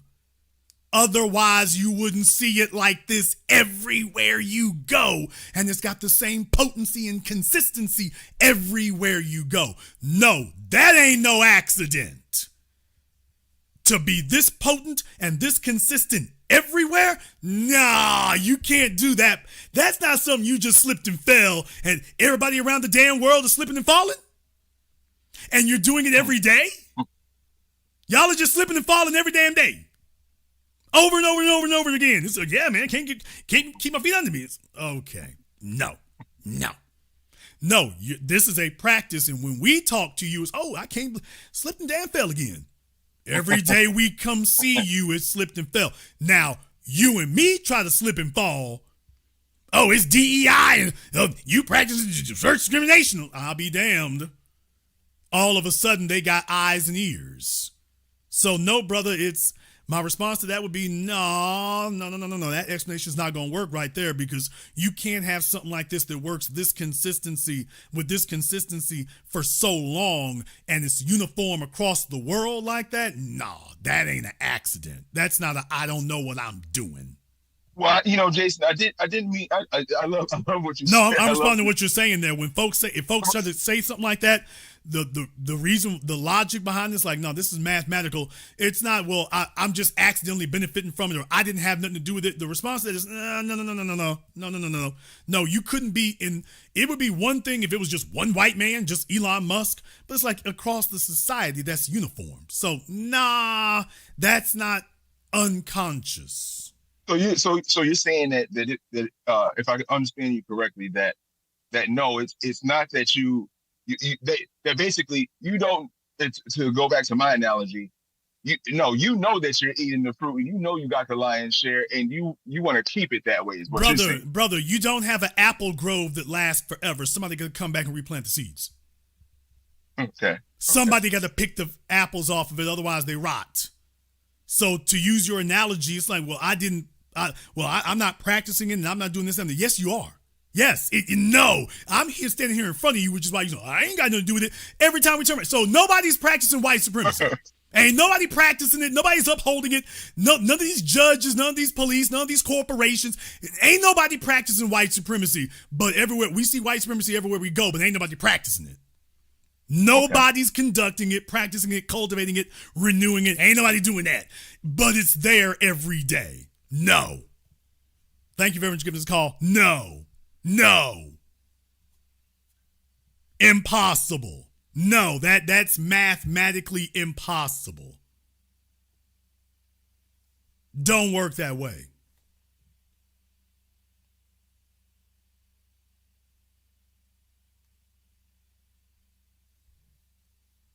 Don't work that way. So when they start explaining and whatnot, it's like, no, the problem is this can't work this consistently if everybody isn't working together. In the chat room, Drink Water needs to give us a call up here on Zoom. Drink Water has 2 minutes to be here on Zoom. So Drink Water is going to get up here on Zoom. Matter of fact, let me make sure Drink Water, no need for you to comment in the chat room anymore. Drink Water got 2 minutes to be on Zoom. Drink Water got 2 minutes to go ahead and hit us up so we can go ahead and chop up and have this conversation. In the meantime, let me jump back over here on Zoom. I got Riri. All righty there. You know what side of town she from. Her name is Riri. Oh. Hi, Jason. How are you? There you go. All right, Riri, what's on your mind? I just want to say that I agree with a lot of the things you said tonight, in particular with how Vivek Ramaswamy has carried water and also how he bows down to white supremacy. I actually had a similar experience to that of an Indian coworker about a couple years ago. Long story short, we had, I guess it was Diwali, so we had India Trivia Day, and something that came up about the massacres that had happened, I believe it was in the 1800s, in reference to the British slaughtering about millions of them. And I had made a comment like, oh, I didn't know that happened. That's extremely unfortunate. And there was a white coworker sitting beside me with one of my Indian coworkers and saying, yeah, I didn't understand. I didn't know how that happened either. That's really, really terrible. And the response my Indian coworker gave us, well, at least we got infrastructure and railroads, so the British weren't that horrible. There you go. And we and we kind of looked, my white coworker and I, we kind of looked at each other like, okay, interesting. That would be your response to having your people be slaughtered. Well, yeah, because that's what I was saying. Psychologically, they are telling themselves that they are honorary white and honorary Anglos, and that this was an internal thing, like the American Revolution. This was white folk and white folk. Sometimes things are messy, but this was all for the benefit of Western society. So that's the rationale that you see at work. That's how they reconcile this to themselves. We're honorary white folk, and ultimately this was in the service of Western society, of which we East Indians are a part of Western society. Wow, okay. Baby, you got to colonize the mind before you colonize the country. Very true. It does you no good to colonize the country and didn't colonize their minds. That's why the Middle East is giving them hell today. They can colonize the land, but they're not colonizing the people. That's why it's always going to be a war zone. Until you colonize the minds, you're going to keep fighting for that. If I can colonize your minds, the shooting stops tomorrow, today. I got your mind colonized. There's no need to keep shooting now. I got you. And you will overlook all them dead bodies over there and everything. You'll thank me for building this freeway and taking your land. Because you're on the team. All right. Well, I just wanted to share that tidbit. I'll land my plane right here. Thank you so much, Jason. Thank you very much for giving us a call tonight. I mean, yeah, you got plenty of examples like that. Vivek Ramaswamy is a perfect example of somebody who sits up there and tells themselves, yeah, this is Western culture. They're Western culture wannabes. So the abuse, as we've always told you all, the abuse that they take from white folk and Anglo society, they're like, that's the cost of being accepted. If that's the cost of being accepted, so be it. That's the way they see it. It's like, hell, we get to be accepted. They built that freeway for us. We get to be accepted. Okay, we got John on Zoom. All right, John. Oh, you're looking ashy over there. All right, John, what's going on? I'm chilling, man. How you doing, brother? All right, brother. What's on your mind? First and foremost, I missed all your broadcasts today, and I'm in my hotel right now, and I decided to chime in real quick, only to say one thing. Whatever you're talking about, it makes sense. That's it. That's all I wanted to do. You know what I'm saying? Because I missed the broadcast. I'm going to listen to tomorrow, and then tomorrow I'm going to chime in if you give me the opportunity to call you tomorrow. You know what I mean? Because you are doing Sundays, right? Well, I'm doing Sundays. Remember, we only have one call per weekend. Yeah. So I know that. But, what the brother said earlier, before the lady right here, I was thinking about that. You know what I mean? It touched me. You know what I'm saying? He had some questions, and you had some answers for him. And whatever the topic is today, I'm going to rewind and everything like that. But I'm going to let you know, my brother, we here. We riding with you. I'm coming to New Orleans soon. Mind you. You know what I mean? I'm coming to New Orleans soon. I hope to see you out there. Well, brother, thank you very much for checking in. We appreciate that. What do you say? Jason, whatever you selling, I'm buying. All right, that's what we need. Jason, I'm rocking with you. Whatever it is, I'm rocking with you. I'm like, all right, that's good. What happened to Drink Water, y'all? He had plenty to say in the chat room. I asked him to go ahead and give me a call up. All of a sudden, oh gosh, golly, I can't get the phone to work. Okay, where you at, Drink Water? Do I need to send Dinesh D'Souza and Vivek Ramaswamy to bring you a track phone? What?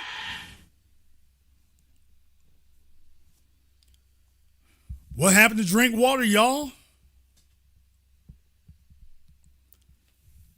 See, this is a radical difference for things right here.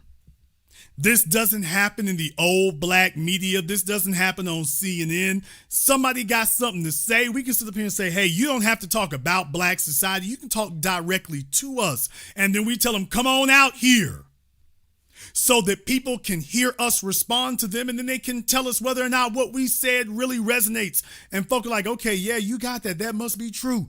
He's got an opportunity to do that. If what he said were actually valid, well, then he would go ahead and just present it.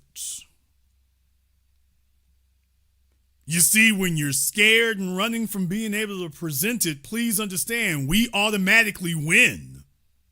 When you get called out and told, hey, dude, here's the link right here, holla at us right quick. When you run, just understand, all you told everybody is, yeah, they're right, they win. Yeah. Damn. It didn't used to be like that. It used to be that you didn't know what was going on. You didn't know how to keep score. Now we know how to keep score. It's like, I'll be damned. We putting points up on the board like Jordan. Makes it real easy to figure out who's real and who isn't. Let me go ahead and get over here on Zoom. I got Ken over here on Zoom. Ken, not really sure where you are there, Ken. Ken, I'm looking to see here. Ken, make sure you have your camera and your microphone on for me, Ken, just to make sure we don't have any trolling issues.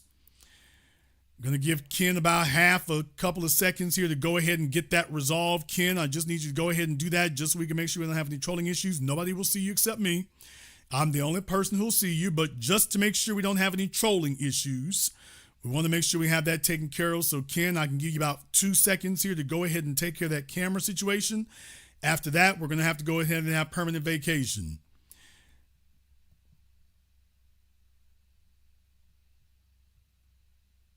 Okay, Ken is, for whatever reason, Ken is not doing that, so that's perfectly fine. Ken can go ahead and do that.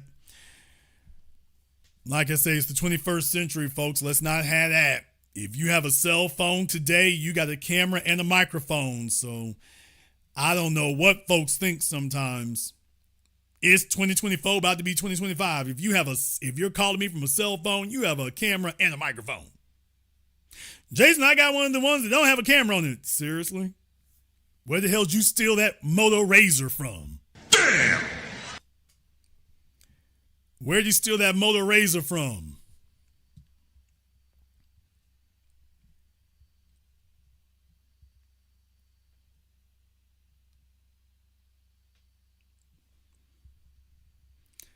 Yeah, folks, a lot to learn from this weekend. We got a lot more coming here as well. Keep your eyes and your ears open.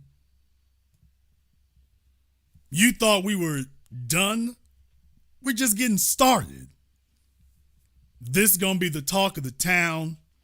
You're seeing massive societal upheaval. You're seeing us right in the middle of it.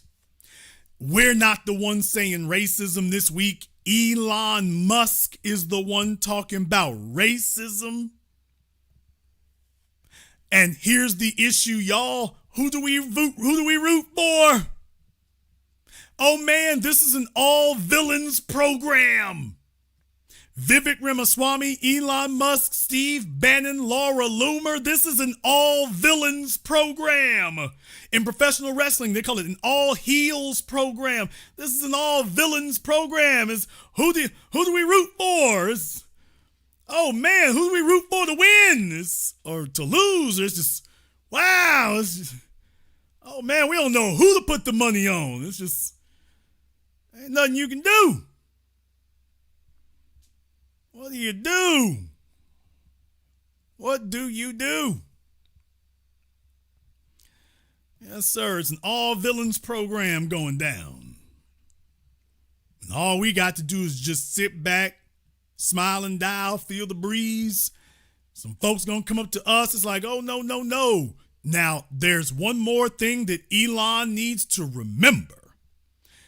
Dude, you don't get to walk this statement back. Once you declare that there is racism and that it exists and it's widespread, once you acknowledge racism exists, oh, that's it. You don't ever get to walk this backwards. Now that you have finally conceded that it exists, you'll never be able to argue against it again. You'll try, it won't work. Now that you've conceded that it exists, you don't get to come back next week and talk about no, it doesn't.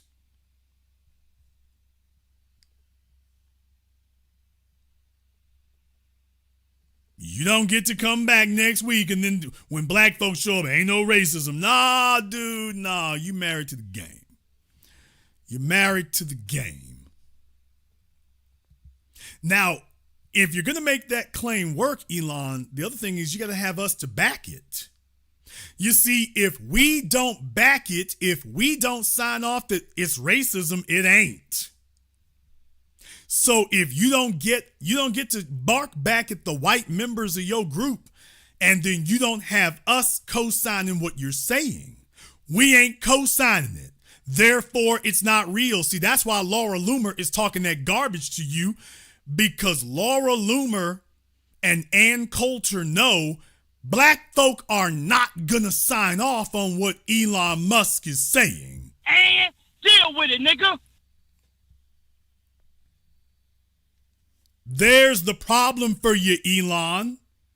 In order to make that racism claim work, you've got to have the only legitimate group of people, the foundational people, to sit up here and confirm what you're saying.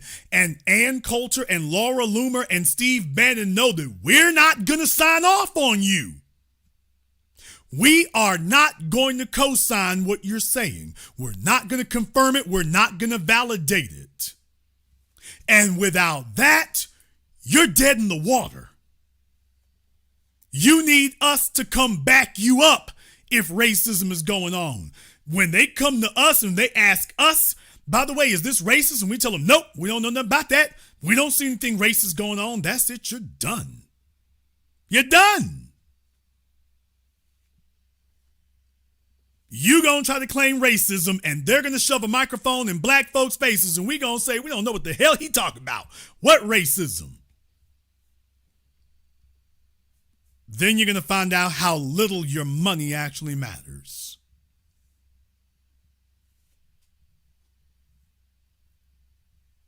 Hell of a bind for you to be in, Elon. Wonder how many car plants you're gonna end up shutting down. Damn! I mean, I'm not trying to dream up nothing, to talk up nothing. I'm just saying, by the way, if it goes down that way, though, yeah. Don't worry. I'm sure you and your investors will be able to handle that. You're going to have to. And who knows? Maybe you can go ahead and hire Vivek. One of your plants there, maybe you can go ahead and hire Vivek for that. Maybe we can get him hired at one of the plants.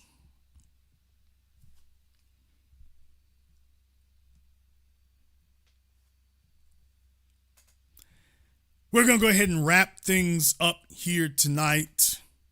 I want to thank everyone, and I do mean everybody who has contributed toward tonight's program on PayPal, Super Chat, Venmo, Cyberdyne 100, FBA Queen. Y'all been giving out memberships here tonight. We appreciate that there as well. That is the gift that keeps on giving to everyone who has contributed toward tonight's program. Thank you very much for your support. If you are new here to the Black Channel, welcome to the Haven of Intelligent Black Thought. We do this every weekend. Click that red subscribe button. Click that yellow notification bell. Join us each and every time that we're here. If you haven't been to our website, blackchannelfilms.com, you want to go check out our groundbreaking best-selling documentary work, blackchannelfilms.com. Have some announcements to make here. Like I say, we're coming up shortly here. Can't wait for you to hear this as well. You might get a chance to be a part of this. Keep your eyes and your ears open. I want to thank all of you for marching on this journey with us, even though some of you may have questioned the efficacy of it. You might have questioned how effective we were being. You might have been questioning whether or not we really made a difference. You might have been questioning whether or not things were really changing. I know some of you were doubting and saying, well, Jason, you might not be right about this, but over the course of the last couple of years, I think you've been seeing inch by inch, foot by foot. Sometimes you're seeing a bunch of small things like this week. You see giant pieces fall in your lap that make it very clear that things are changing and will continue to do so long as we continue pushing events.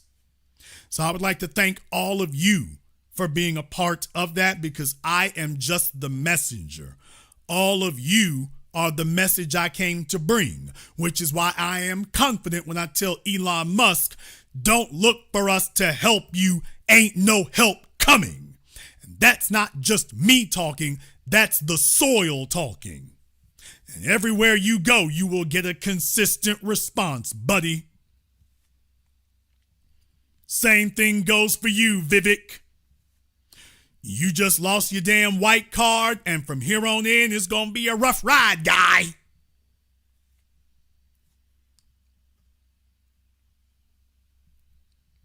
I'd like to thank all of you for tuning in to tonight's program, live or recorded. Thank you for liking, subscribing, and sharing. And this concludes tonight's broadcast of the Black Channel. I am your host, your brother, your humble servant, the Black Authority. And until next time, my brothers and my sisters from around the world, remember, Black is the future, and the future is uncompromised.